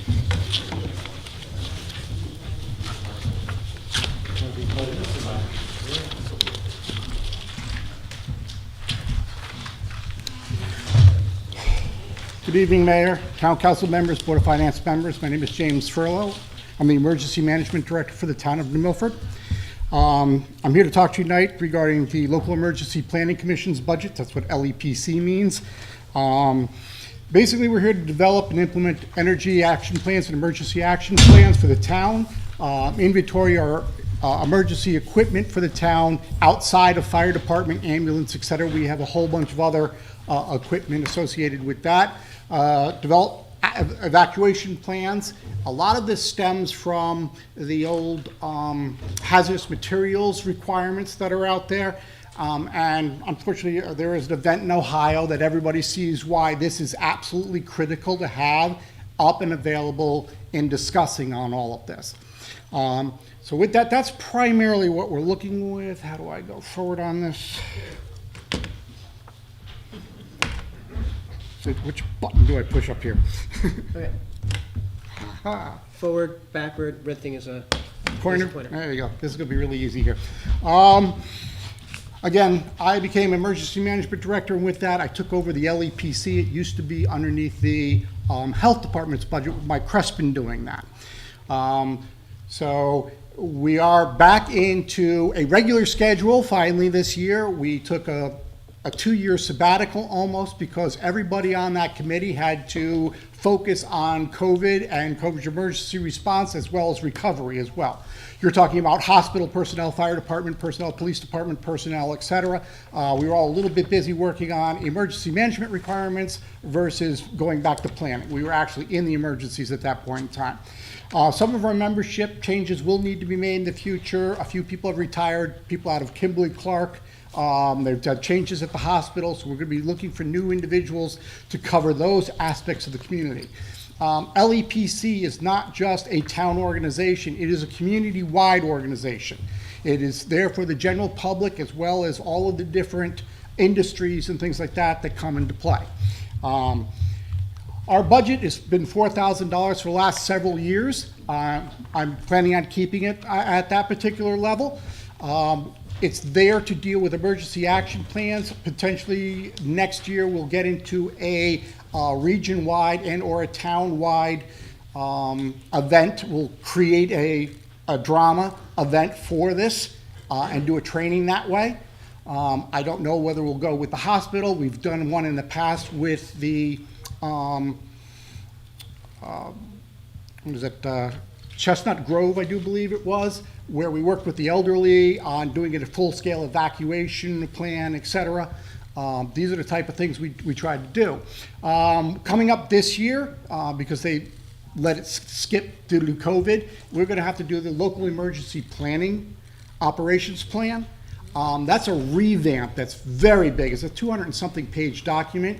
They've got 5 new sections that they want us to deal with, and one of which is COVID recovery. They also put in a whole nother emergency situation group that we're going to have to deal with on that as well. This committee is the one that reviews that. I will be drafting and writing that for this. I believe we can do it in-house, so we won't have to, go out of house and make the expenditures, et cetera. There will be some expenditures associated with that, but I've also put in a grant that once this is approved, we will get approximately $5,000 back to help cover those costs associated with that. But that has to be after this is all done, and you know how the government works, so don't expect to see it in the next 5 years. So I'm looking at this. There are 2 critical components with this as well. This is also the funding for CERT, as well as the funding for NARA. NARA is the Northville Amateurs Radio Association. They are called in when we have a major event. They have a full-scale vehicle that has everybody's channel in New Milford.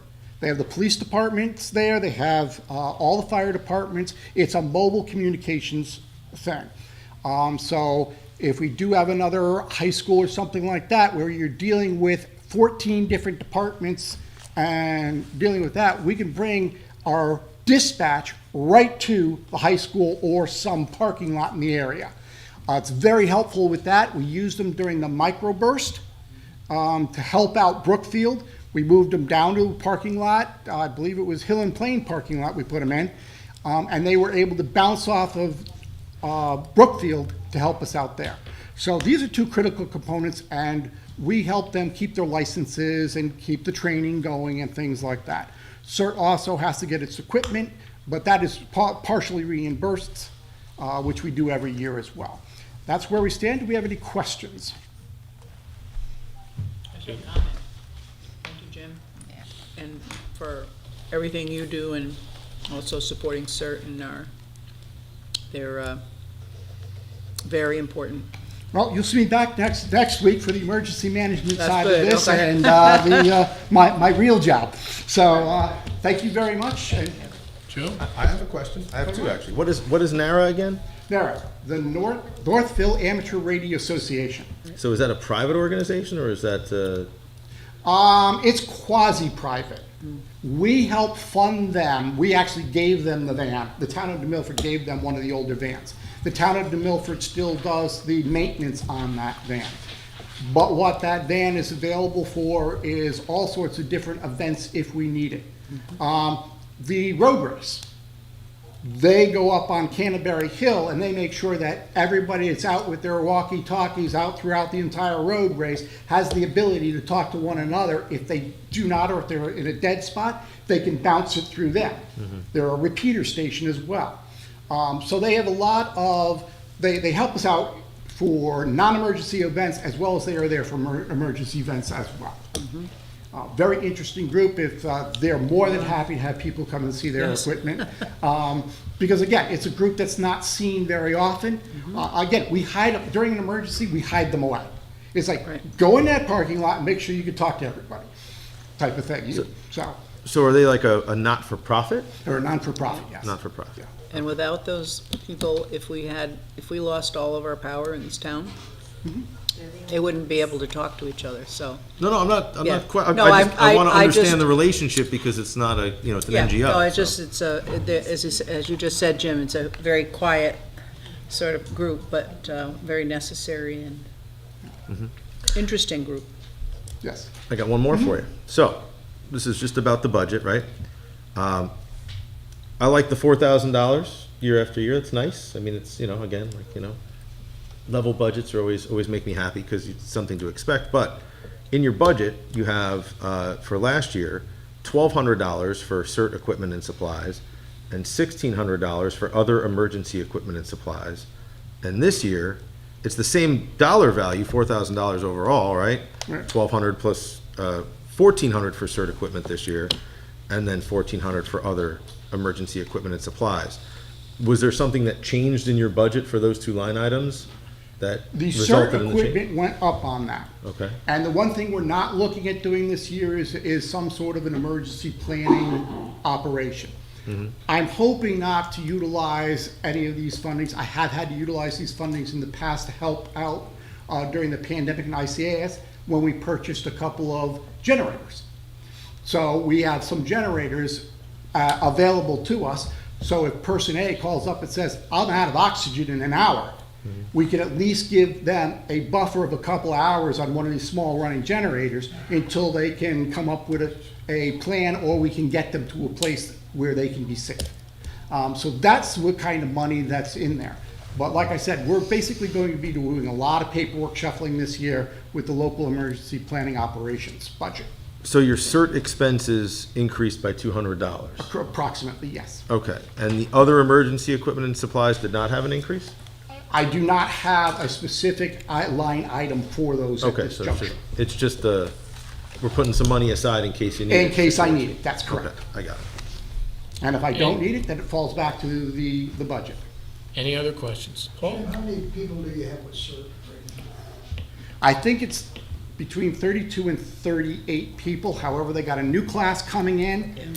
So it fluctuates. They did a little bit of a purge for those people that weren't necessarily completely interested in doing it or moved out of town. So they reduced the numbers from 40-something down, but then they just brought a class in 4 months ago, and they're starting a new class. So there seems to be a lot of interest in this as well. Do your people get basic training from the police department or the fire department at all? CERT has a very specific training program from the national level, because they are a national organization.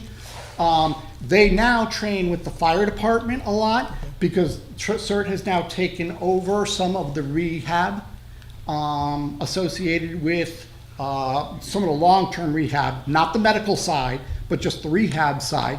The ambulance corps still does all the medical for that. But if we get out on a prolonged fire, a structure fire or something like that, we have the ability to call in CERT. A pot of coffee's there, this is there, et cetera. They're ready to act, a place to sit down and relax, et cetera. And then it takes that burden off the fire department and/or off the ambulance. Let them focus on what they're there for. So, that's how they interact with that. A lot of our certain members have taken what's the new police? Citizen Police Academy. They seem to be very interested in that as well. They also are there out doing road closures, directing traffic. There's a lot of different aspects that they can do. So, when you need them for something, and they do a lot of community events as well that they're involved in. So you need them for something to help out with, they're really good about it. You see them at Trunk or Treat. They shut the whole place down, etc. So again, they're there to help out. We just have to activate them. Very good. Any other questions for Jim? Thank you, Jim. Thank you. Next, Donna, the ambulance.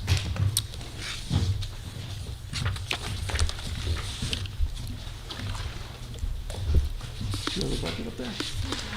Nope. I'd have you looking at China. Good evening, everybody. I'm Donna Hespy. I'm president of the nonprofit volunteer organization called New Milford Community Ambulance. Just a little note, we're in their 94th year this year, so we've been around for a long time. This year, there's been a lot of adjusting. We've had to make a lot of changes and kind of come up from under from COVID. You've heard that from all the departments. We've had many changes, and really they're all for the better. We have 2 new ambulances, the 2022 Mercedes Sprinters, and that gave us a total of 4 ambulances now. The 2 new units replace the 2016 older box unit, which we are selling, and we also were able to keep the other larger 2016 Ford four-wheel drive box ambulance. That we're going to use for backup for third calls, use it for events. There's a whole multitude of different reasons we would keep that. This is a huge improvement. Like 2 years ago, if we needed repairs, mechanical, even oil changes on a rig, we would be like, okay, what are we going to take it? Can we do it on Thursday? Because we were so tight. But now having the additional, it gives us this space. And we can just say, hey, it needs to go out for repair. No big deal. It's solved. In fact, because we have an extra ambulance, we were just able to loan one of our ambulances to Sherman. They have 1 ambulance and they needed major mechanical work, so we lent them one of our ambulances for several days. Big change coming this year is that the Trinity Medic 4, the regional medic program, is going to be ending June 30th. So in discussions with our mayor, we laid out that New Milford Ambulance could do the extra medic coverage ourselves. The application is at the state level. It takes about 6 months, believe it or not, to go through. What we're going to do is we have a Ford Explorer that was just our fly car. We called it first responder vehicle. We are going to turn it into our ALS medic car. It's going to need about $92,000, believe it or not, of changes. We have to upgrade radios. We've got to add a lot of equipment because obviously this is a medic going to be using it. So that'll all get done, but it does take about 6 months just to go through the channels. We're going to staff a medic. We're going to start out 12 hours a day, 7 days a week. And that medic is going to be able to help. There will always be 2 ambulances staffed 24/7. And this ALS medic car is going to be able to go out and to be a helping hand, cardiac arrest. It's going to be able to go out when the basic ambulance goes out there and they were toned out, help me, I've fallen, and they find out the person's in cardiac arrest. We now have our own medic that can just zip out there and be there behind them. They'll also be able to go to an ALS call where it's kind of a helping hand would be nice. So it's going to be wonderful. It's going to be great for our community, for our residents. We're going to have the flexibility to adjust times and everything, but right now we're figuring about 12 hours a day.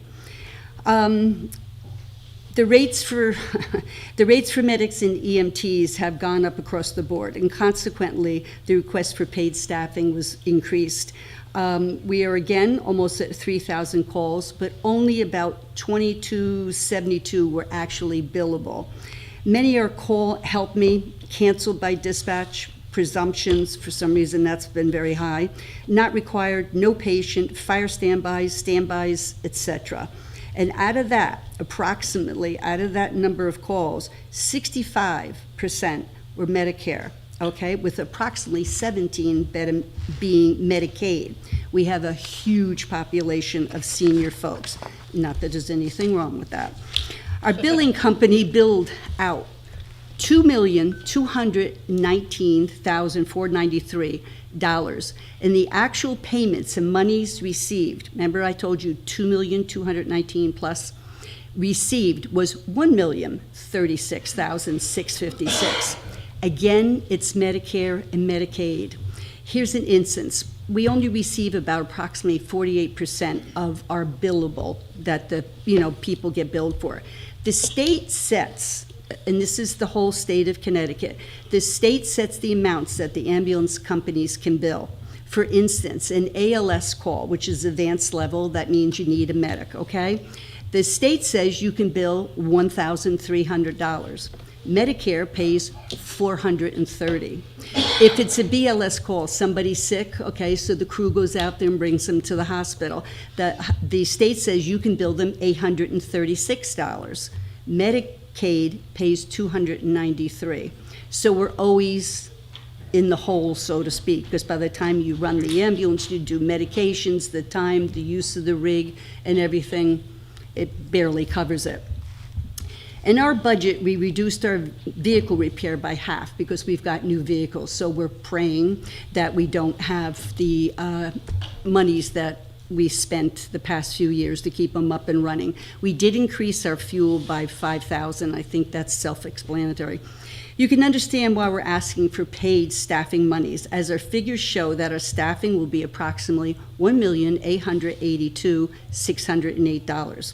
We only have a handful of actual writing members. Many of our members have aged out, and new members, because there's such a commitment with being an EMT and being someone who rides on not a daily basis, but on a weekly basis, let's say, that people come to realize, like, I can't do this. There's too much time with training and meetings, and then just doing the calls. Tonight, when I leave here, I'm on call. I go down to headquarters, and I'll be sleeping there, and I do my 12-hour shift.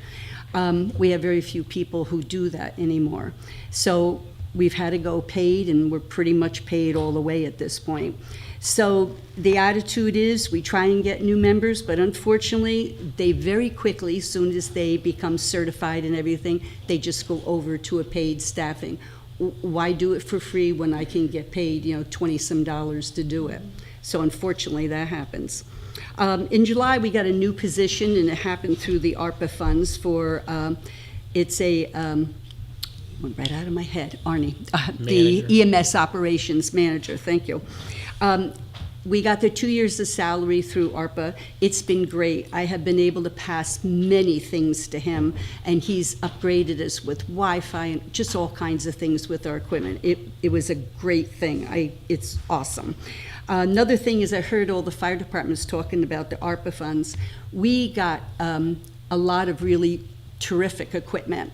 And we needed it. We had a lot of aging equipment, which sooner or later I was going to be coming to you guys and going, I need, and I mean some of our equipment that we use every single day. I mean, the Life Pack, the AEDs, you see the Medic have, the big ones. I mean, they're over $40,000, just them. We have stretchers, we have the load device for it, we've got Lucas's, we've got all kinds. And in our budget, you'll see there's medical supplies. We use medical supplies all the time. A medic needs them. So just lots of things.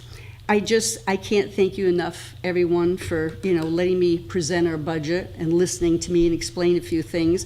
We're very excited to start a new journey in having our own medic. I think it's going to be great. We're in control of our destiny, how we're doing, where we're going, and I think it's going to really help provide some really outstanding and professional service to the residents of our town. So thank you. Thank you, Donna. Any questions for Donna? Joe? I knew that. I have to ask. I mean, it's kind of our job, isn't it? We gotta ask some Sure. questions every now and again. So your budget went up, but it went down at the same time. Kinda, yeah. Yeah, but that's good. I like the Yeah. budget's going down. That's good. It's nice. And I can clearly see where it went, right? It went to staffing, right? So now in previous budgets, as you stated, that staffing was funded through the ARPA funding. So now we're seeing that reflected in the budget? Is that the idea? No, the staffing wasn't, that was only the one position that we got the money for that. And that position's But- gone? Well, Pete would probably have to explain where some of that came It's from. 2 years to it, but it's never been in the budget. So it's still not in the budget, Correct. but it will be next year, 2 right? years. Because that would be 2 years. 2 It'd be years. 23, 24 budget. 24, 25. So 24, 25. So that, and how much is that? Like, I'm just curious. I want to be prepared for next year, so I'm not. What we did, sure, no, I understand. You know, I gave you the figures of what we, Roughly. I mean, all this. there's all the other You know what, benefits. I couldn't even give you that number, because there's so much that depends. We have the town, I know our call volume's gonna go up, but someone mentioned before, we've got a lot of housing coming in. Well, not the Yeah, overall budget, so- just the one position. So that one position. That one position, that's 2 years, and then it's 65, It's like 65 grand. 65,000. So we should expect to see your budget going up again next year by about 65,000, because that would then be a pay. The year It'll be- after. The year after. That's year what I mean. after. Yeah, year after. And Joe, it will be more than that. Just because of the basic rate of pay of the EMS staff, because it's in such short demand. So, I'm just. Yeah, Absolutely. yeah, right? Okay, and then there's the $95,000 upgrade you said for one of the vehicles? The 92,000, yep. 92,000. 92,000. I did not see that in the That's- capital request. No, that's not in there. I'm hoping that maybe I can get that out of surplus I have when that comes up. Okay, so you have a surplus that you're expecting. Well, I'm asking. Now, is that surplus from the budget, the previous year's budget? No, Pete again. Was that in the surplus? that is not in this year's surplus. That wasn't in the vote that we just did? No. Nope. This is additional surplus. The following year. Right. So for next year, not for this year? Next year's surplus. Yes, Or I in this guess. budget cycle? I'm not sure where the surplus is ending, so I'm not sure, but I had put in a request for it. So I'm not sure where it's coming from. Okay. All right, so we'll look for that too. Thank you. Sure.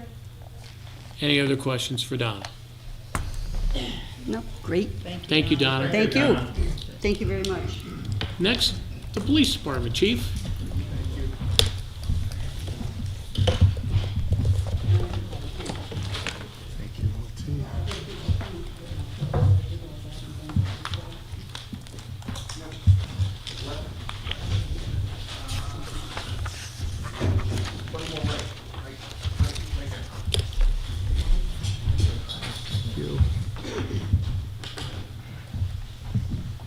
Good evening, everyone. Good evening, Mr. Mayor, Chief. Town Council, Mr. Chairman, Board of Finance. It's my pleasure to be here tonight, and I want to start out by thanking you all so much for your support. Your support is what allows us to do what we do each and every day, and that's provide for the public safety of those in the town of New Milford. I also always say wherever I go that I'm so proud of the men and women of the New Milford Police Department. I have with me tonight Captain Wilcoxon, Lieutenant Wheeler, Lieutenant Grabner, my command staff, and they've been excellent leaders for me and good stewards of our budget. We do an excellent job together, working together as a team. Importantly, I also want to thank the community. The community has been so supportive of us, including the veterans in our community, just supportive and partners in what we do to provide for the public safety here in the community. Our operating budget is where we get the job done. It includes our human resources, and those are our most important resources. Our operating budget this year is requested at $6.102 million. That's approximately a $226,000 increase. Most of that increase is driven by these human resources. For example, our union officers. They got a 2.5% raise this year. And that raise is reflected in not only the salary line, but also projects into the overtime line, for example, and projects into the holiday pay line, for another example. So whenever you raise salaries, it raises these lines additionally. I'd like to just point out a few highlights in the budget, in the operating budget. As I said, these increases of 2.5% are drivers. The holiday pay line is an interesting line because an extra holiday was added to the schedule this year. Juneteenth was added, and that added an extra cost into our holiday pay line. Holiday pay also reflects that increase. In addition, in our budget, you'll see increases in items such as ammunition. Ammunition is one of those items where we've seen a marked increase, and you'll see a $5,000 increase in that line alone. Another area of importance is uniforms. The officers in their contract negotiations were given another $300 each in their uniform allowance. The costs went up exponentially over the last few years, and they had not had a raise in that line for many, many years. So those are some of the highlights in that operating side that caused that increase. But I also want to mention that the officers are doing excellent work. And the funds that are provided by you in the community lead to this type of excellent work. LT, can we go back to slide number 1?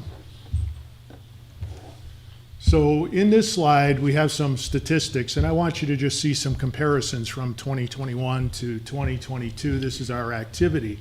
And these are some of the areas where we've shown some marked improvement. Motor vehicle accidents are one of the main focuses of our police department because traffic safety is a primary concern within our community. We've seen a decrease in traffic accidents over the last year, and we think that's based on a lot of different issues. We think it's based on enforcement on the police department side. We think it's based on education as a collaborative effort. And we think that engineering is even going to play a bigger factor in that as we start to look at the Route 7 corridor and how we're going to deal with traffic safety in that area. Nevertheless, one of the suggestions that came up and I directed this last year was an increase in infractions. We wanted to see an increase in the number of infractions that were written because speeding is a very big problem. We really wanted to work to reduce speeding within the town, therefore reducing motor vehicle accidents. So we requested that the officers take this action, and they did that. You could see there's almost 200 more infractions that were issued in the year. There were more written warnings, so more paper was issued rather than verbal warnings. And we think that that's had an effect. Now you'll see motor vehicle stops are almost equal. They're actually a little bit down, maybe 50 stops down. But you could imagine with the infractions increasing, it would take them more time to do this work. So you would almost legitimately see that type of a small decrease because it is taking more time for an officer to process an infraction rather than a warning. Now, crime is also down. Motor vehicle is one side of it. Crime is another thing we want to keep at bay. And the officers, I think, have done an excellent job in being proactive, being very visible. Just officers' visibility on Route 7, for example, could reduce crime. The lights, the presence, the activity might make a criminal go in a different direction or not commit a crime. It might prevent a crime. So motor vehicle theft was down last year, 22 the year before, last year 15. Larcenies are down, 175 the year before, 149 last year. Criminal mischief down, assaults down, drug overdoses. This is something our officers work very, very hard on. We want to continue to work to reduce the number of drug overdoses in our community. And it's a very difficult but really worthwhile effort. Because if we can just drop it to us, that's a big deal. every life matters and every person matters. Robberies, this is an amazing statistic with all of the traffic, with all of the people, with all of the shopping, with all of the things that go on in this community. To have only one robbery the year before in 2021 and one robbery in 2022. As a matter of fact, the one robbery we did have was in January of last year. So it's been over a year since we have had a robbery in this community, and it's an amazing statistic that I wanted to point out to you. So we do try to use alternate sources of revenue to fund these efforts. And each year we do apply for different grants from the state, for example. And you can see last year we were able to use $14,441 in grants. And this helps us to put out more motor vehicle enforcement. The motor vehicle accidents, as I said, have come down. Infractions have gone up. You can see we even have written more written warnings. DUI arrests have stayed about the same. And this is an important statistic because this is what we want to do. We want to prevent injuries. And motor vehicle accidents with injuries did come down over that 1 year period. So we've talked about motor vehicle accidents a lot, and we wonder where they are, because if we can tell where they are, obviously we could focus our enforcement in those areas. We find that most of our accidents are on this Route 7 corridor and Route 202 corridor. And you could see we also even track the days and the times of days and the months. So we track this information because I call it data-driven policing. We take a look at when things happen, where they happen, and we try to put our enforcement in place to prevent and to address problems that are occurring. So we talked about crime, we talked about traffic enforcement. There's another important aspect of what we do, and that's community policing. Community policing is important and is actually linked to both of those other topics. If we can work more closely with the community, if we can communicate better with the community, we think we can have an impact on things like crime, things like drug overdoses, things like traffic, and we need to continue to do that. We also need to work to build trust within the community. Trust is an important aspect of all that we do. If we don't have the trust of the community, we're not going to be able to be an effective law enforcement agency. Up in the top left-hand corner, that's a picture from our Citizen Police Academy. We've had 3 Citizen Police Academies graduate, and we've had over 50 members move through that. To the right, we have Officer Toro, our community outreach officer. Officer Toro deals with people who are homeless, people who are addicted, people who are suicidal, people who just need help with everyday issues in their life. In the bottom left-hand corner, we have our Officer Parzial, who's at the Shop with a Cop. Very successful program we had at Christmas time, where we went to the Walmart and the officers walked through and shopped for Christmas presents with the children. You can see me in my office with a visitor who was our chief for the day. Lily was excited to be there. Captain Wilcoxon at the Shop with a Cop, and over here in the far right corner we have Officer Shaw with K9 Mattis, and a special friend of ours who we're working with to obviously improve his situation. So we accomplished a lot, and through the budget we were able to do that. We do the best we can with what we got, and this is some of the accomplishments that we were able to attain last year. Active shooter training was something very important to us because of the protection of our children and the staff in the schools. In addition, we want to work with the fire department and ambulance crews and public works to expand our training in the upcoming year. We worked on breaching training, which is very important because I expect our officers to get there. I expect them to get there quick and enter quick. No wasted time. I expect them in there within seconds or minutes. So we're able to purchase breaching tools and give breaching training with the budget funds that were available last year. De-escalation training, this is a very important aspect of what we do, and we have implemented a de-escalation simulator. And that was something that was purchased through ARPA funds. It was a $50,000 purchase, and it's a simulator where officers go through scenarios and they react to those scenarios. And one of the desired outcomes is we want them to de-escalate a situation rather than to use force, for example. We have a new officer who will be starting next week, and one of the first tasks she'll be involved in, and one of the first trainings she'll be involved in, is de-escalation training. The Ambulance Corps and CERT team are important partners with us. We had the opportunity to work with them on a search and rescue drill this fall. They were excellent partners. Our canine bloodhound Ella has been certified. She's been doing excellent work, and I can't thank Mark Williams, her trainer, enough. We've implemented body and in-car cameras. Now, this was a big accomplishment, and this is something that came out of last year's capital funds. And the officers and cars are all equipped now with cameras.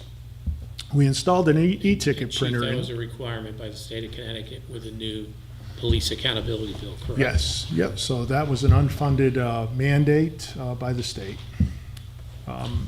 E-ticket printers, so this is linked to enforcement. These printers are in the car, and the officers no longer have to take out their pad and pen and write a ticket.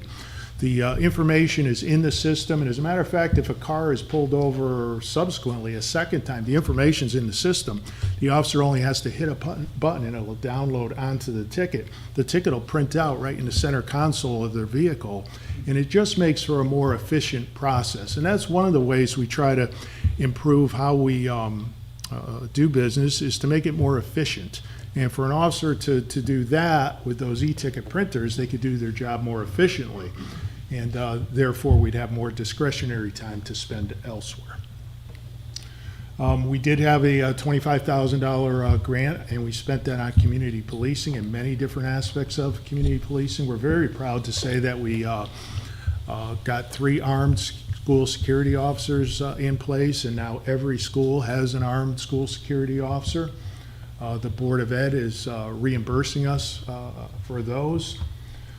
Currently, we're working on state accreditation, another state mandate, but something we had started prior to the mandate. Chief, sorry to interrupt you, but just for the edification of the Board of Finance, Town Council, and those in the audience, the armed security officers are paid for by the school. The SROs are paid for by the town of New Milford. Yes, correct. There's 2 SROs, one in the middle school and one in the high school. Those are paid through the police department budget. The 5 armed school security officers, 1 in each school, are reimbursed by the Board of Ed. A DRE is also a very important person to have in our department, and we have that. Now with the legalization of marijuana, we're dealing with different aspects of criminal activity. For example, drugged driving, and we need people who can identify people who are high on drugs while they're driving. We have actually completed a 3rd Citizen Police Academy. We have this new speed trailer that's worked out really well. The speed trailer is part of what I was talking about when I said education. It educates the public that we are watching the area and that the speed limit is a certain amount in the area and they need to slow down. That is also something that was funded through ARPA funding, and it was a very good addition. Chief, sorry to interrupt you again, but this trailer also provides you data. Yes. So when you have cars that you can know per hour how many cars are traveling, Yes. speeds. So again, And that helps you in your logistically Mayor, sending. it brings us back to data-driven policing, and it tells us when people are speeding. It gives us the peak speeds and the peak times. Tells us the number of cars that go through certain locations. For example, we had it out on Route 7 for a week, and in one direction, we clocked 50,000 cars going through that area. So it's an amazing tool. It's a useful tool in many different ways.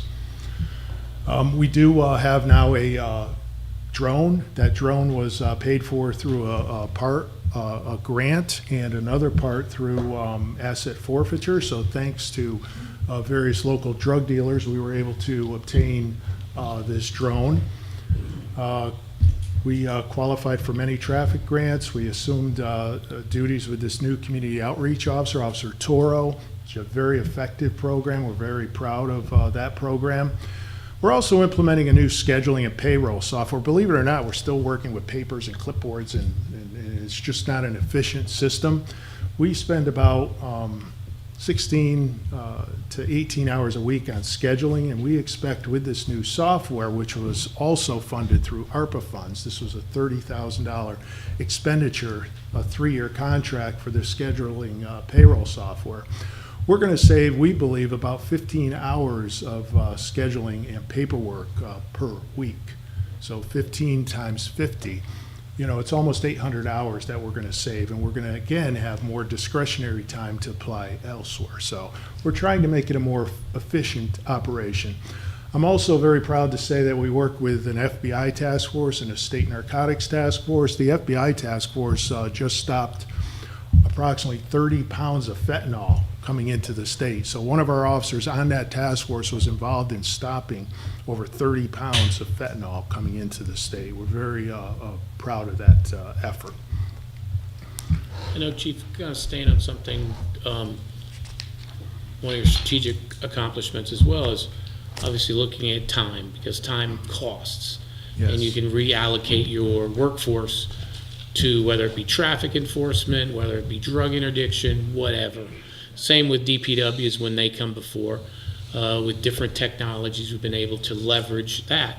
But one of the things that you talked to me about that I thought may be minute to some, but really yields a lot of savings, was you instituted fingerprinting. You've actually now kind of pushed that off to third party. Yes. If you could tell the Council and Board of Finance, what's that yielded as far as Yes, so time for officers? this was a task, fingerprinting was a task. It cost us about 220 hours a year to fingerprint people who would come in for different permits, different applications, and different reasons. And I thought that was a lot of time expended, and it was time expended that we could have been using somewhere else to help in the community. So we brought in a private company. The private company doesn't charge the town. They just take a fee from the person who's getting the fingerprints done. And to this point, it has now saved us at least 120 hours a year. So instead of 220, we're spending about 100 hours a year on fingerprinting in general. So just another way that we've increased efficiencies and moved more towards public safety related issues and away from paperwork or tasks. Does anybody have any questions? Any questions so far for the chief? I do, Okay. but I don't want to down. Okay, so we'll have Alex go first and then Joe. I'll go first. Go ahead, you go. Okay. The catalytic converter situation. Is that still an issue? It's a very good question. In February, we've had none, so we're at a good stage in this time of year. Last year, we had 42 catalytic converters stolen, so that's an average, about 3.5 a month. Some months more than others. February seems to be a quiet time of the year, but they pick up. But we did do things to address the catalytic converter thefts. Last year, I had detectives in unmarked cars in different shopping plazas. I had officers in marked cars in different shopping plazas. I parked unmanned police cruisers in areas where we thought they were going to be hit. For example, the school bus depot off of Pickett District. And the officers just did a good job of, I believe, preventing a lot of problems. 42 is the number, that's the number that occurred, but I can't tell you how many they prevented. And I think that the hard efforts by the patrol officers and detectives did prevent some thefts. Compared to area towns, we're on the lower side of things. Obviously, Danbury much higher, and some other small suburban towns, even in the areas a little higher than us. For example, Newtown on the higher side than us. Great. And the other is, I have a suggestion for new education. Yes. What a stop sign is for. Stop sign enforcement is very important. So a lot of times we focus on speeding, but stop sign is in our mix. The officers are addressing stop signs. Red lights are in our mix, as is distracted driving. But stop means stop. I agree with you. Stop means stop, not coast. So, Joe? I was actually going to ask about the catalytic. Oh, yes. Go ahead, Diane. Yes. Thanks, Joe. I'm so sorry that I'm not there tonight because I so enjoy watching your decks. They're incredible. Every year, the strides that you make with new ideas, new technology, just the numbers are fantastic. So I'm sorry that I'm not there. But I just wanted to say that, and also just, thank you and the entire department for doing just an incredible job. Thank you, Diane. The credit goes to the men and women, the officers, the dispatchers, and the support staff. You always say that. You're very humble, and that's really wonderful. It is. It's very appreciated. And the e-ticket program, how smart is that? Yes, and that's an efficiency that the officers appreciate. And officer morale is very important to officer activity. And that is one area where officers' morale was improved, and their work efforts show that. Well, I can imagine. I mean, it must save a tremendous amount of time, and I love the fact that it'll pull up, recent information about whoever's being pulled over.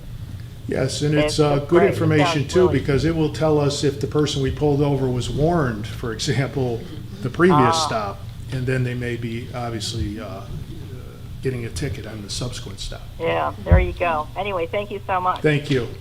Joe?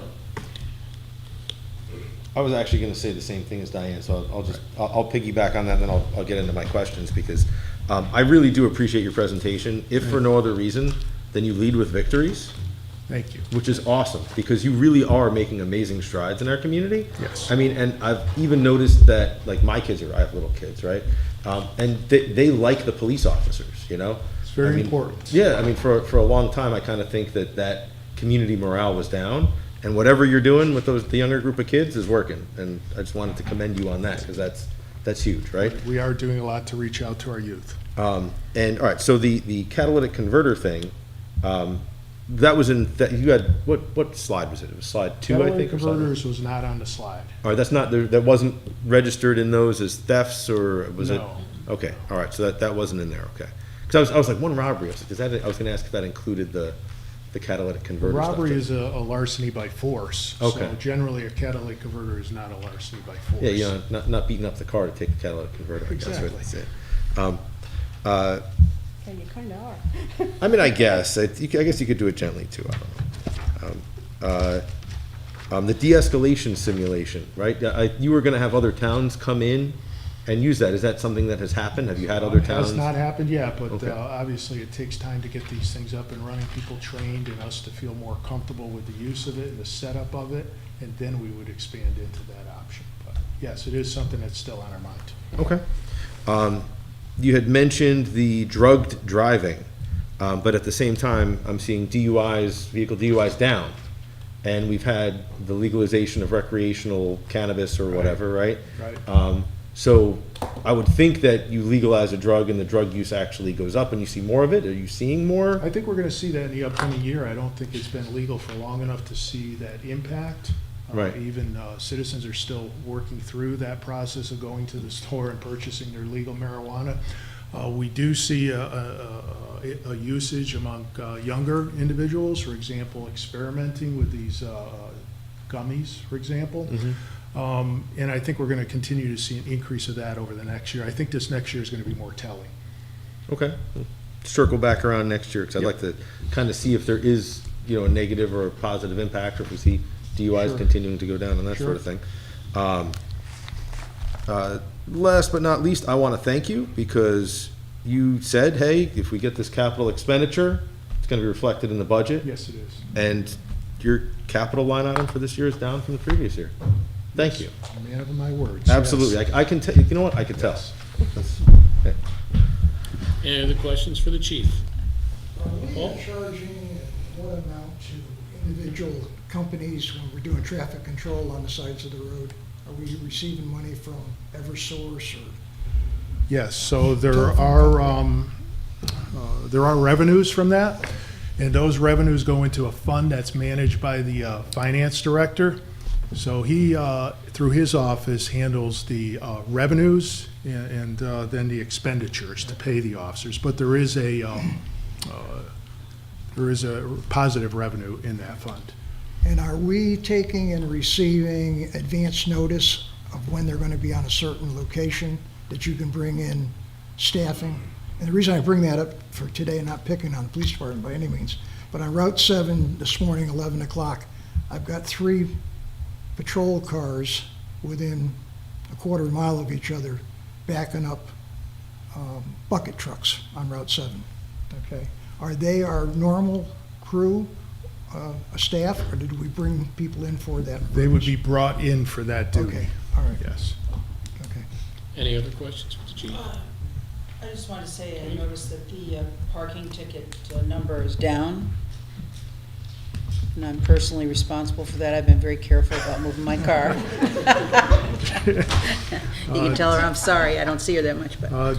Denise does an excellent job and Yes, she does. is very serious, and she has to date brought in over approximately $22,000 to Right, date. but that's a little less than in the past, right?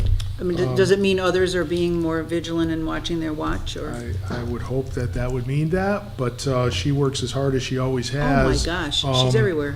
And it appears to me that she's on pace to be about equal to last year. Oh, good, okay. No, she is everywhere. I mean, Yes. I think she follows me. Barbara?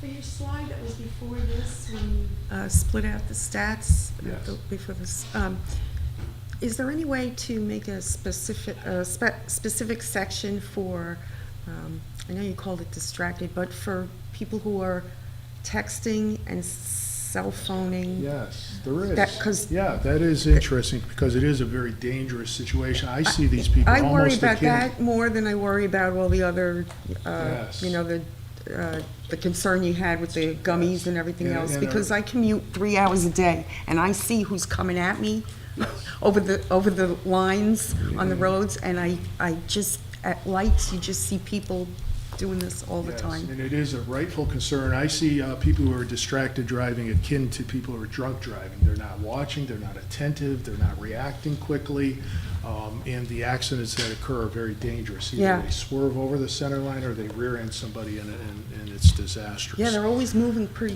right along. So one of the grants we did apply for was a distracted driving grant, and we spent many, many hours enforcing distracted driving. So we'll provide some stats on that next time. Okay, oh boy, thanks. Walter? I just want to follow up on Barbara's question.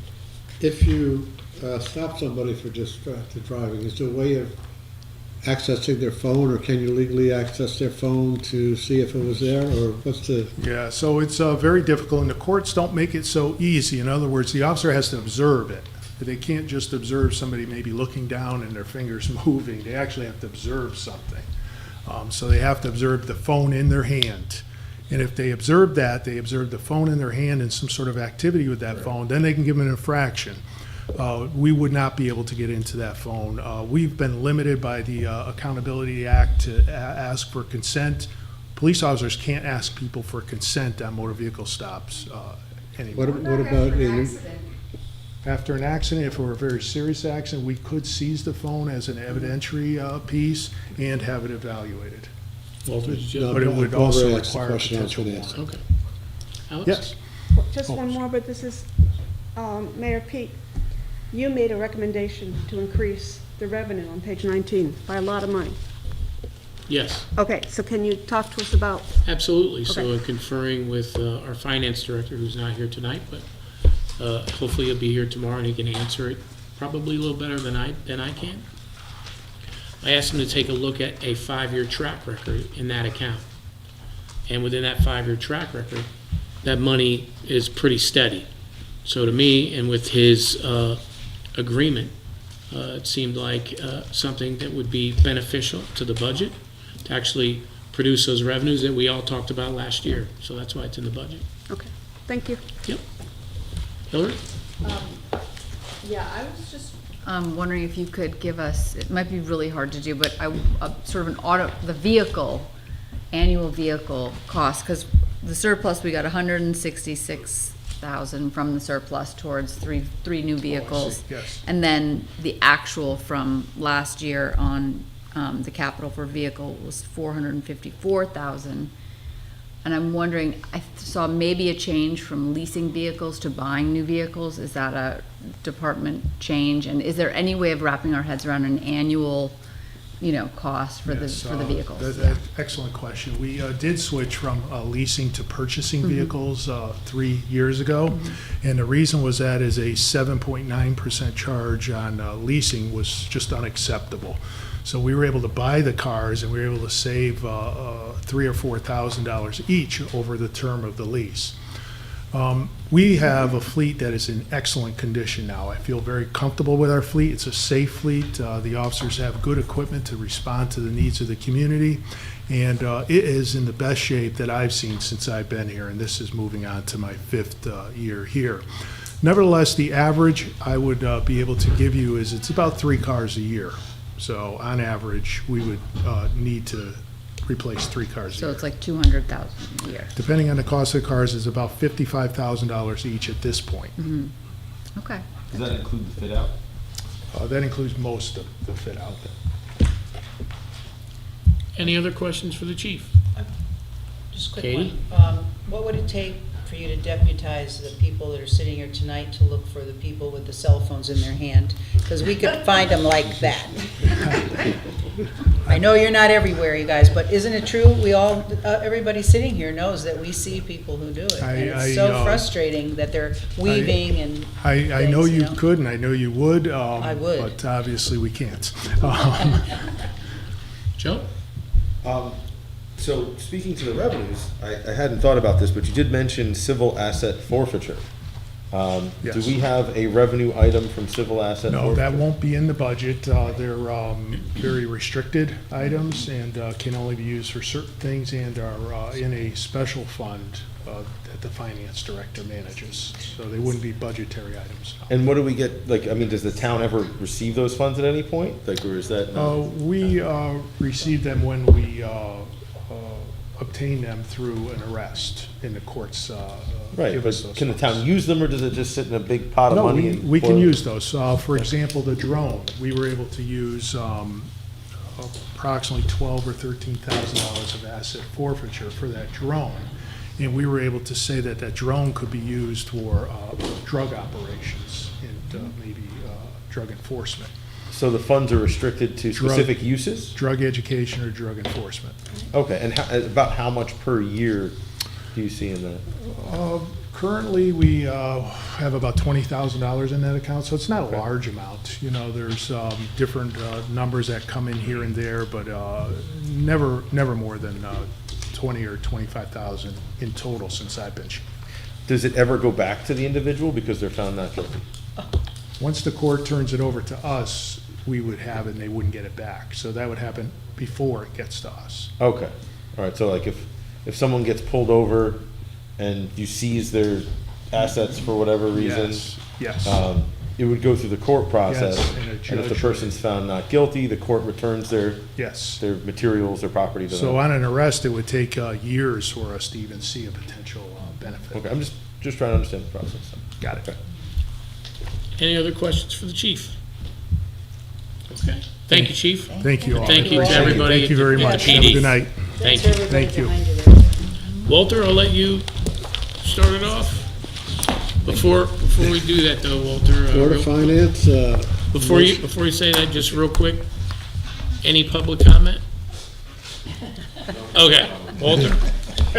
Board of Finance, a motion to recess till Thursday, February 23rd at 7 PM. So, second. All in favor? Aye. And to the council, motion to recess. So moved. Do I have a second? Second. Thank you. All in favor? Aye. Opposed? Any abstentions? Thank you, everyone. See you tomorrow night. See you tomorrow night. Are you guys on the phone? Thank you.